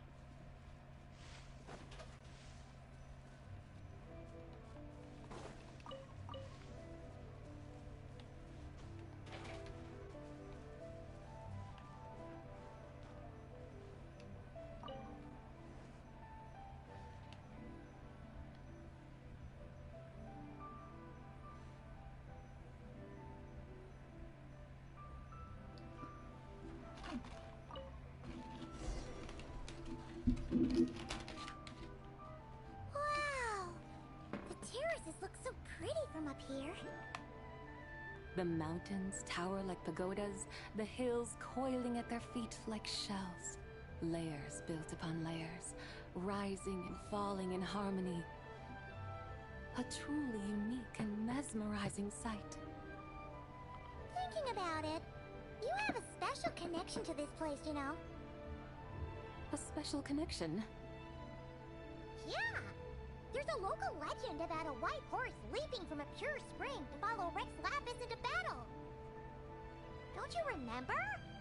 You must have been living in seclusion around here. That does sound somewhat familiar. Oh, and if we keep going up this way, we'll reach a super duper spooky spot. You might have a connection to that place too. There's an ancient array that seals away the remains of a fallen god. A god's remains? Yeah! The people of Liyue turned that story into an opera called The Sanctification of Tao Do. Does that ring any bells? Tao Do. Huh. The 7 and 8 gates array. That's right, that's right! You do remember! Bune, the god of the underworld, who could pacify the forces of life and death. Huh? So, Tao Do had another name? Let's go take a look. So pretty.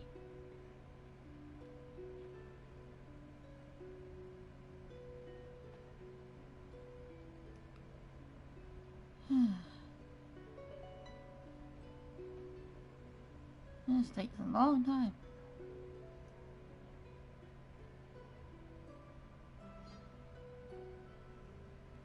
Huh? Whoa! We've arrived at Wulwang Hill.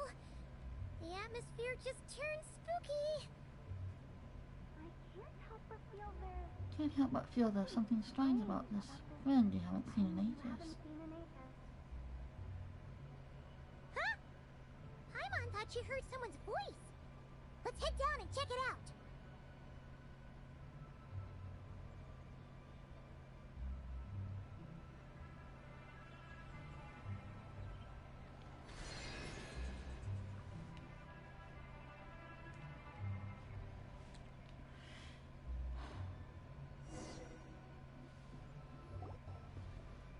I can't help but feel there's something strange about this friend you haven't seen in ages. Strange? Whatever do you mean? Her strangeness defies description. This Miss Zabai is a full-blown enigma, don't you think? I'm afraid I have no idea what you're talking about. Aren't you worried about sending her all the way to Yilong Wharf on her own to buy tea? What if she gets lost? Where there are people, there are paths. Now I'm the one with no clue what you're saying. She can ask for directions. And then what? She will meet strangers in unfamiliar lands, build friendships, part ways. Hers will be a long journey indeed. The further the journey, the more footprints one leaves behind. The deeper those footprints, the harder it is for time to erase them. Ah, so you want her to make new friends. I see. But from what you say, it sounds as though she's not from Liyue. I believe she was not, but perhaps she will be. You're sounding stranger by the second. Huh. Oh, over there. Oh, look who's here. Hotel! Zhongli! What are you doing here? Traveler. Paimon. Fancy meeting in a place like this. Oh my, and Miss Zabai too. We ran into each other, by chance. Sounds like fate to me. We were taking Zabai to buy some tea from Yulong Wharf. Zhongli sent her there, though she didn't even know the way, and... Oh, drat! We forgot the tea! Oh, Paimon knew we were forgetting something. Yeah. What's done is done. There's no need to dwell on it. Fresh tea grows with each passing year. Let fate deliver it as it wills. Exactly. You can get tea wherever you go. You're hardly running low now, are you? Paimon feels a lot better now that you've said that. Still, I'm a little confused. If you were buying tea, how did you end up all the way out here? We're taking Spy on a sightseeing tour. We started at Liyue Harbor, stopped in at Yulong Wharf, went sightseeing around Xiaoying Village, made our way to Qingce Village, and now we're here. Wow, that is quite the itinerary. Yeah, actually, Paimon thinks it's about time we headed back. What are you two doing here? I'm here to pay respects to my ancestors. My dear consultant kindly agreed to join me. It is LanternLit after all. Adepti and ancestors should be venerated alike. Ancestors? Wait, could you be? Are you heir to the Wuwang kid? Or perhaps the lone butterfly of the Crimson Flame? Whoa, have you got all your memories back? Huh? Miss Zabai, you know about the Wangsheng funeral parlor and the 8 adepts? I happened to hear a storyteller expound on the sanctification of Taodo. Lots of people know that story, sure, but very few can discern my family lineage from just a glance. Well, Zhongli, your friend here really is quite something. Unfortunately, there's no time to dally right now. We have a hill to climb. Perhaps once today is done, we can find time to chat over tea, recite poetry, and admire the moon? That would be wonderful, Director Who. Oh, and before we go, you've been traipsing around all day. I suggest you stop off at the Wangshu Inn on your way back for a good night's rest. Wouldn't do to exhaust yourselves, Don't mention it. All right, we'll take our leave now. See you later. Hotel's so thoughtful. Why don't we follow her advice and stay at the Wangshu Inn tonight? Zabai, you can see the whole of Dihua Marsh from up there. The view's amazing. Plus, you can sample Smiley Yinshao's cooking. Wangshu. An intriguing name. It couldn't hurt to check it out. Awesome! Let's go! Alright. Guessing up. Restroom. Oh.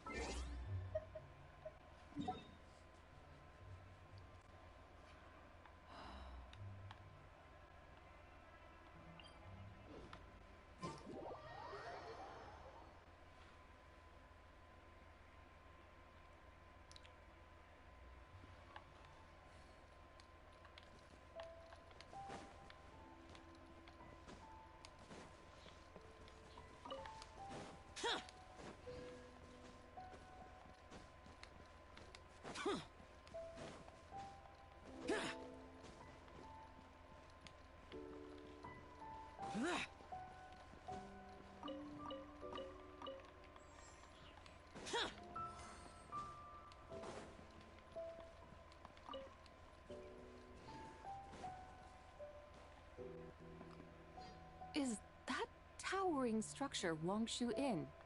Sure is. We can take the lift up from over there. always walking the path long trodden. Does retracing others' footsteps not tire you? Come on, get in. We'll fly to the top.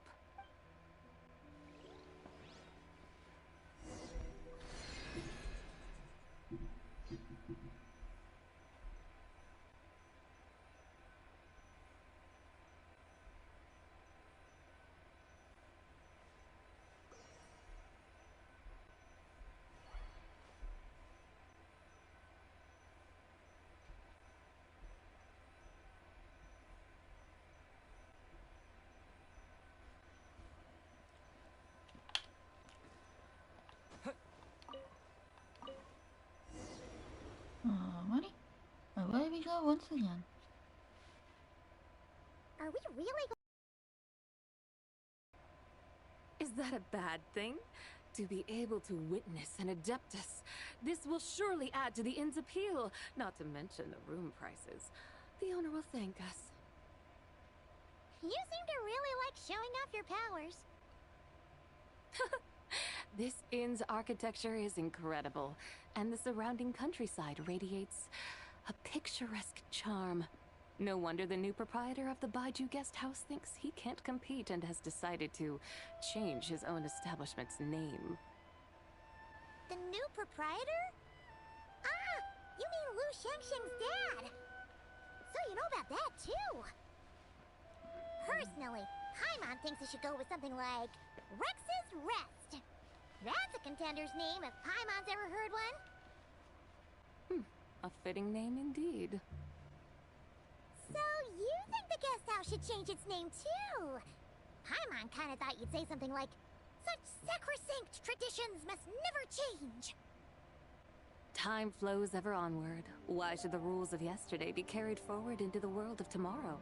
The people of today should determine what is to be kept. Huh. You're not as old-fashioned and stuffy as Paimon thought. The years ebb and flow, seas recede to reveal fields. In the vastness of time, I am but a wild horse in a boundless sea of dust. Even Rex Lapis, having waded through the waters of the river of time, is not quite the same as before. Zhongli? What was he like before? That is another story for another time. No. I'm on it yet. Hello, we have arrived. We have arrived.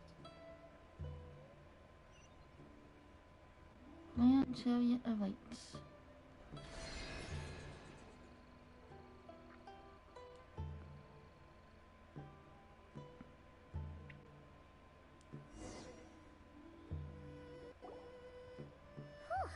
This is the first time Paimon's ever flown up to Wangshu Inn on a chariot.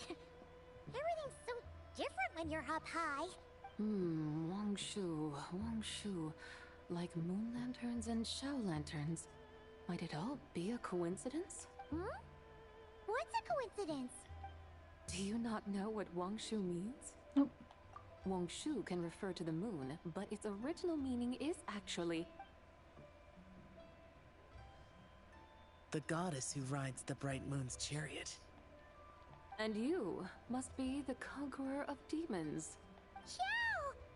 Paimon was wondering if we'd disturbed you by flying down from the sky. Not at all. I sensed an unusual presence long before you arrived. Though I didn't expect it to be you in a flying chariot. Ah, a witness at last. I was starting to think we should fly a bit lower.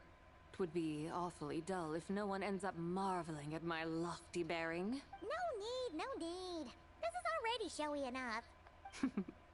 I'm not one to do good from the shadows, as Rex Lapis is wont to do.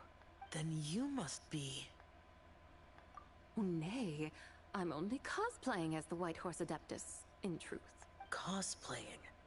What's that? Ugh, ignore her nonsense. She's the genuine article, the one and only, completely authentic White Horse Adeptus. It's just... Xiao, did Zhongli say anything about her being a teensy bit... not quite right?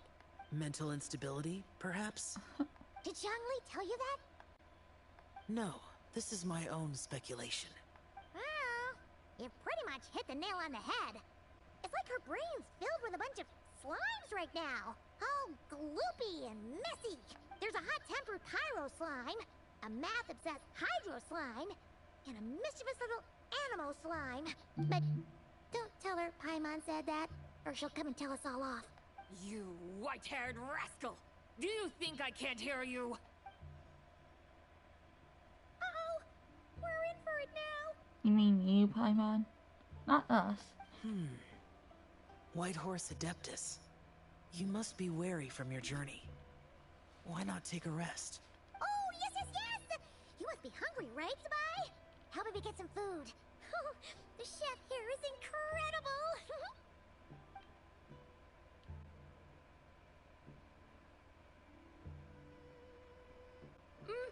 It's so hot! So spicy! Are you okay? Do you want Paimon to get you some water? Don't worry about me. I just need to pace myself.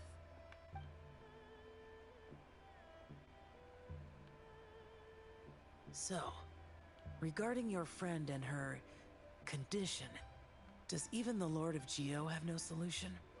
Zhangli said we should wait and she'll get better on her own. But who knows how long that's gonna take.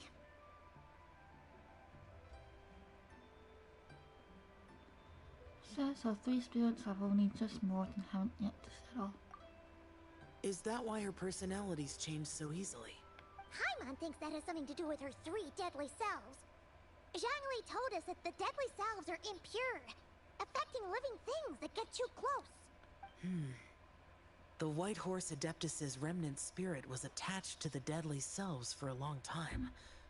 It makes sense that her temperament and memories would have been influenced by them. But Paimon still doesn't really understand what the 3 deadly selves actually are. Paimon, as you do not practice self-cultivation, I cannot help you fully understand. But you can think of them simply as emotions and desires. The act of severing the 3 deadly selves is a means of exercising wicked desires and cultivating one's true self.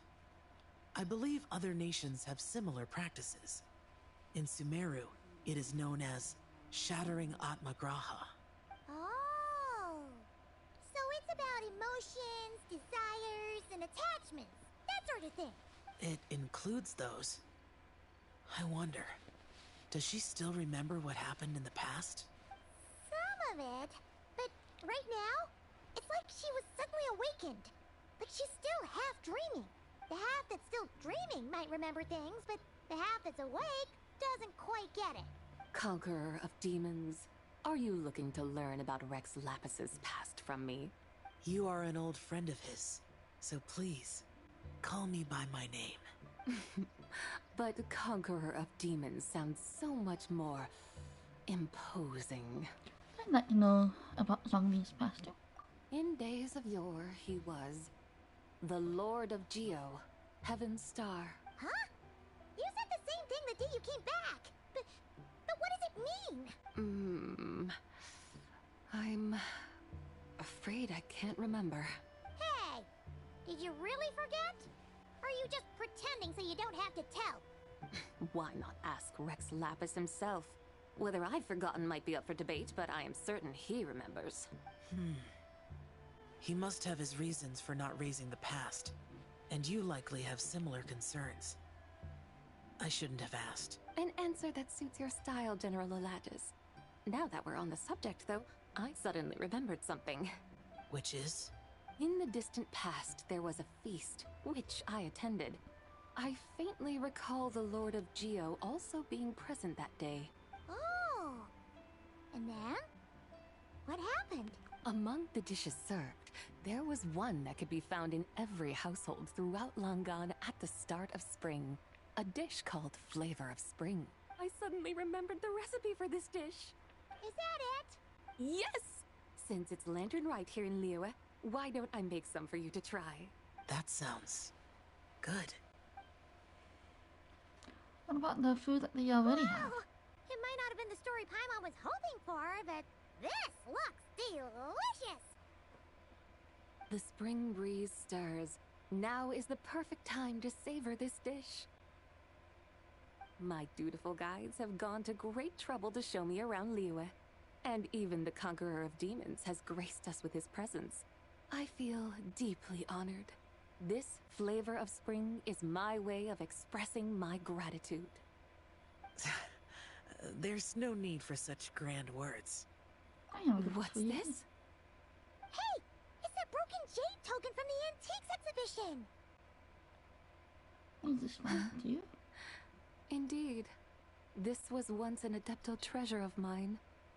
I'm amazed it ended up in your hands. Alas, it serves little purpose now in its fractured state. Please, keep it as a memento. Oh, that's a shame. Can't we fix it? This is the way of the world. Once jade is broken, it can never be made whole. Then, what about forging a new one? That is a good point.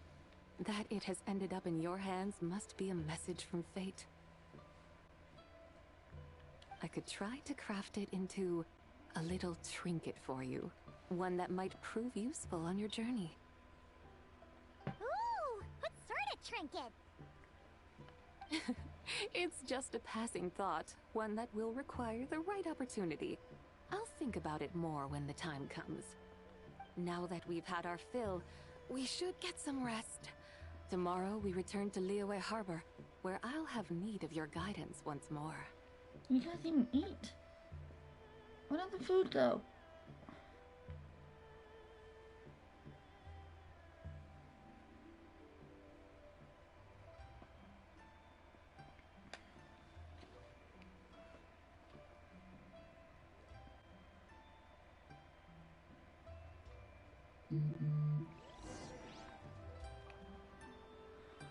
Alright, now we go back to Liyue.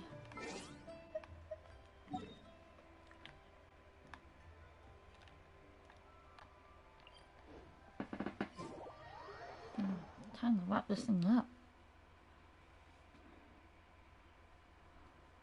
This epilogue is almost like a whole act in itself.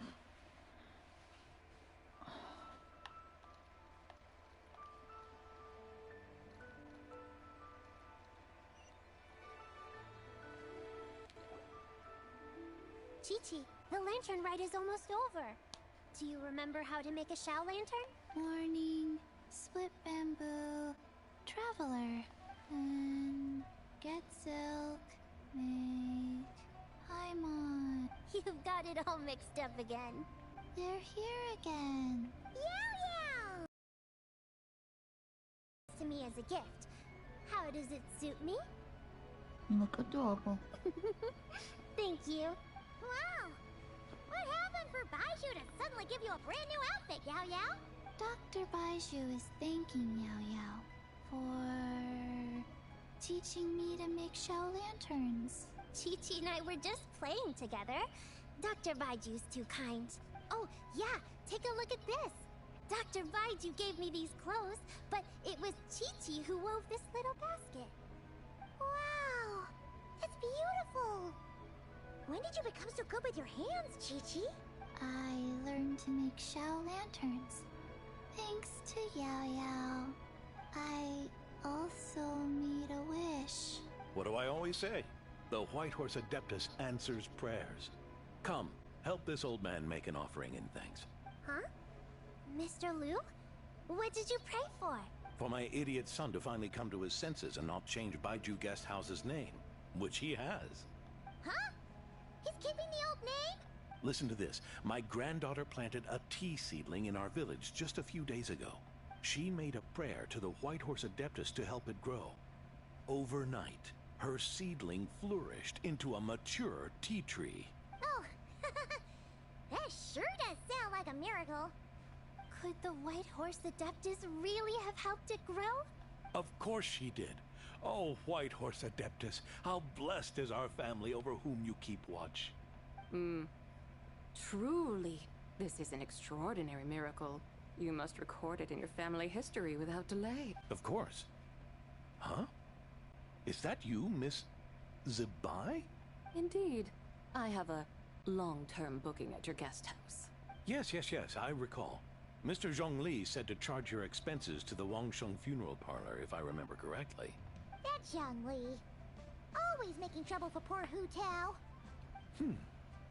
I noticed when you were here last that you bear a striking resemblance to the pictures of the White Horse Adeptus in my family history.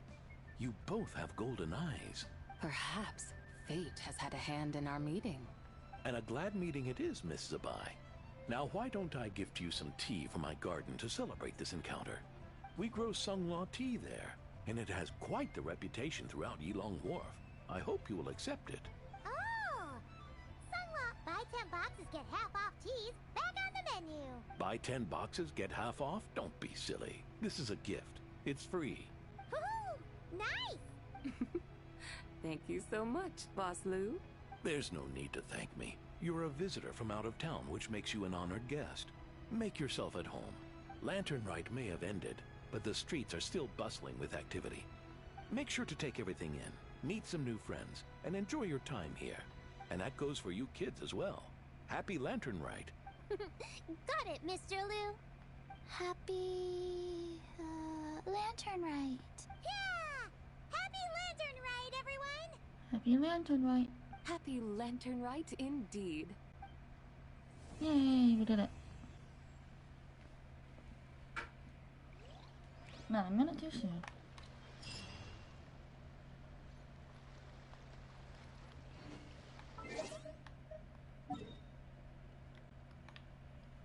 Let's go tour in some things.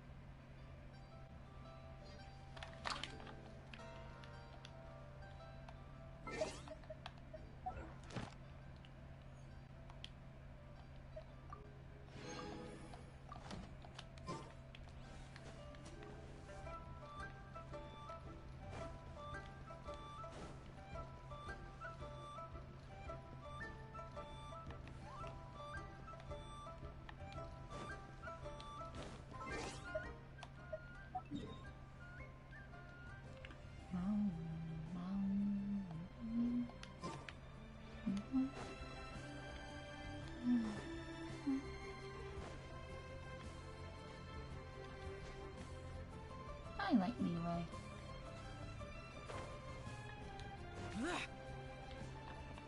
Add One of my Astra favorite Abyssosque. places. Thank you for Containing completing today's Leeway. commissions.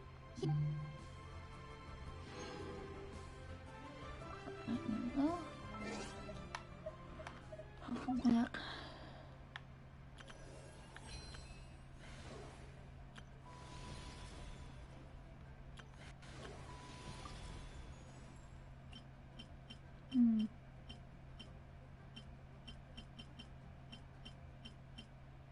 I wonder if it's what I should get.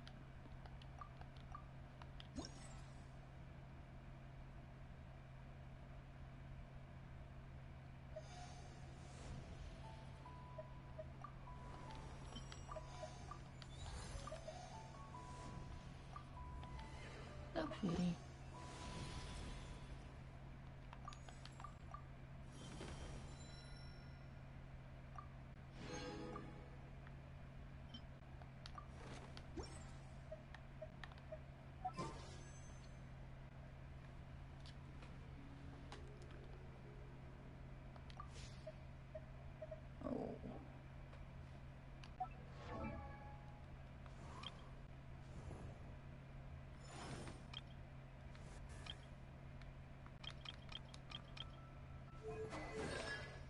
You're all good. Cool.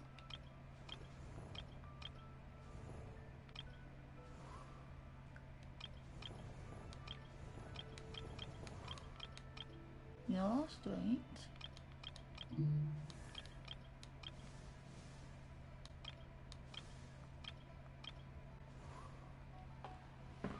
You're not.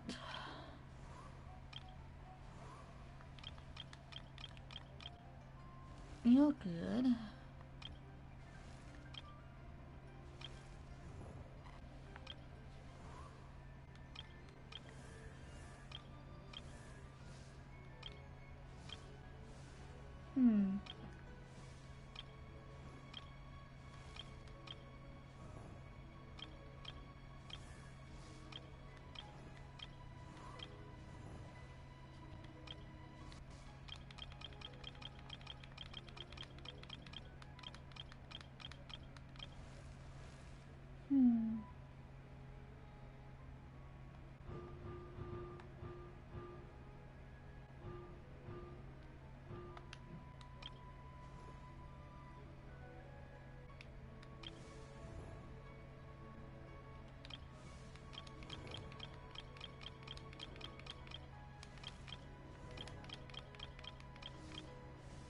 They're both 4 at 4. I just wonder which one would be better. I guess I can figure that out later.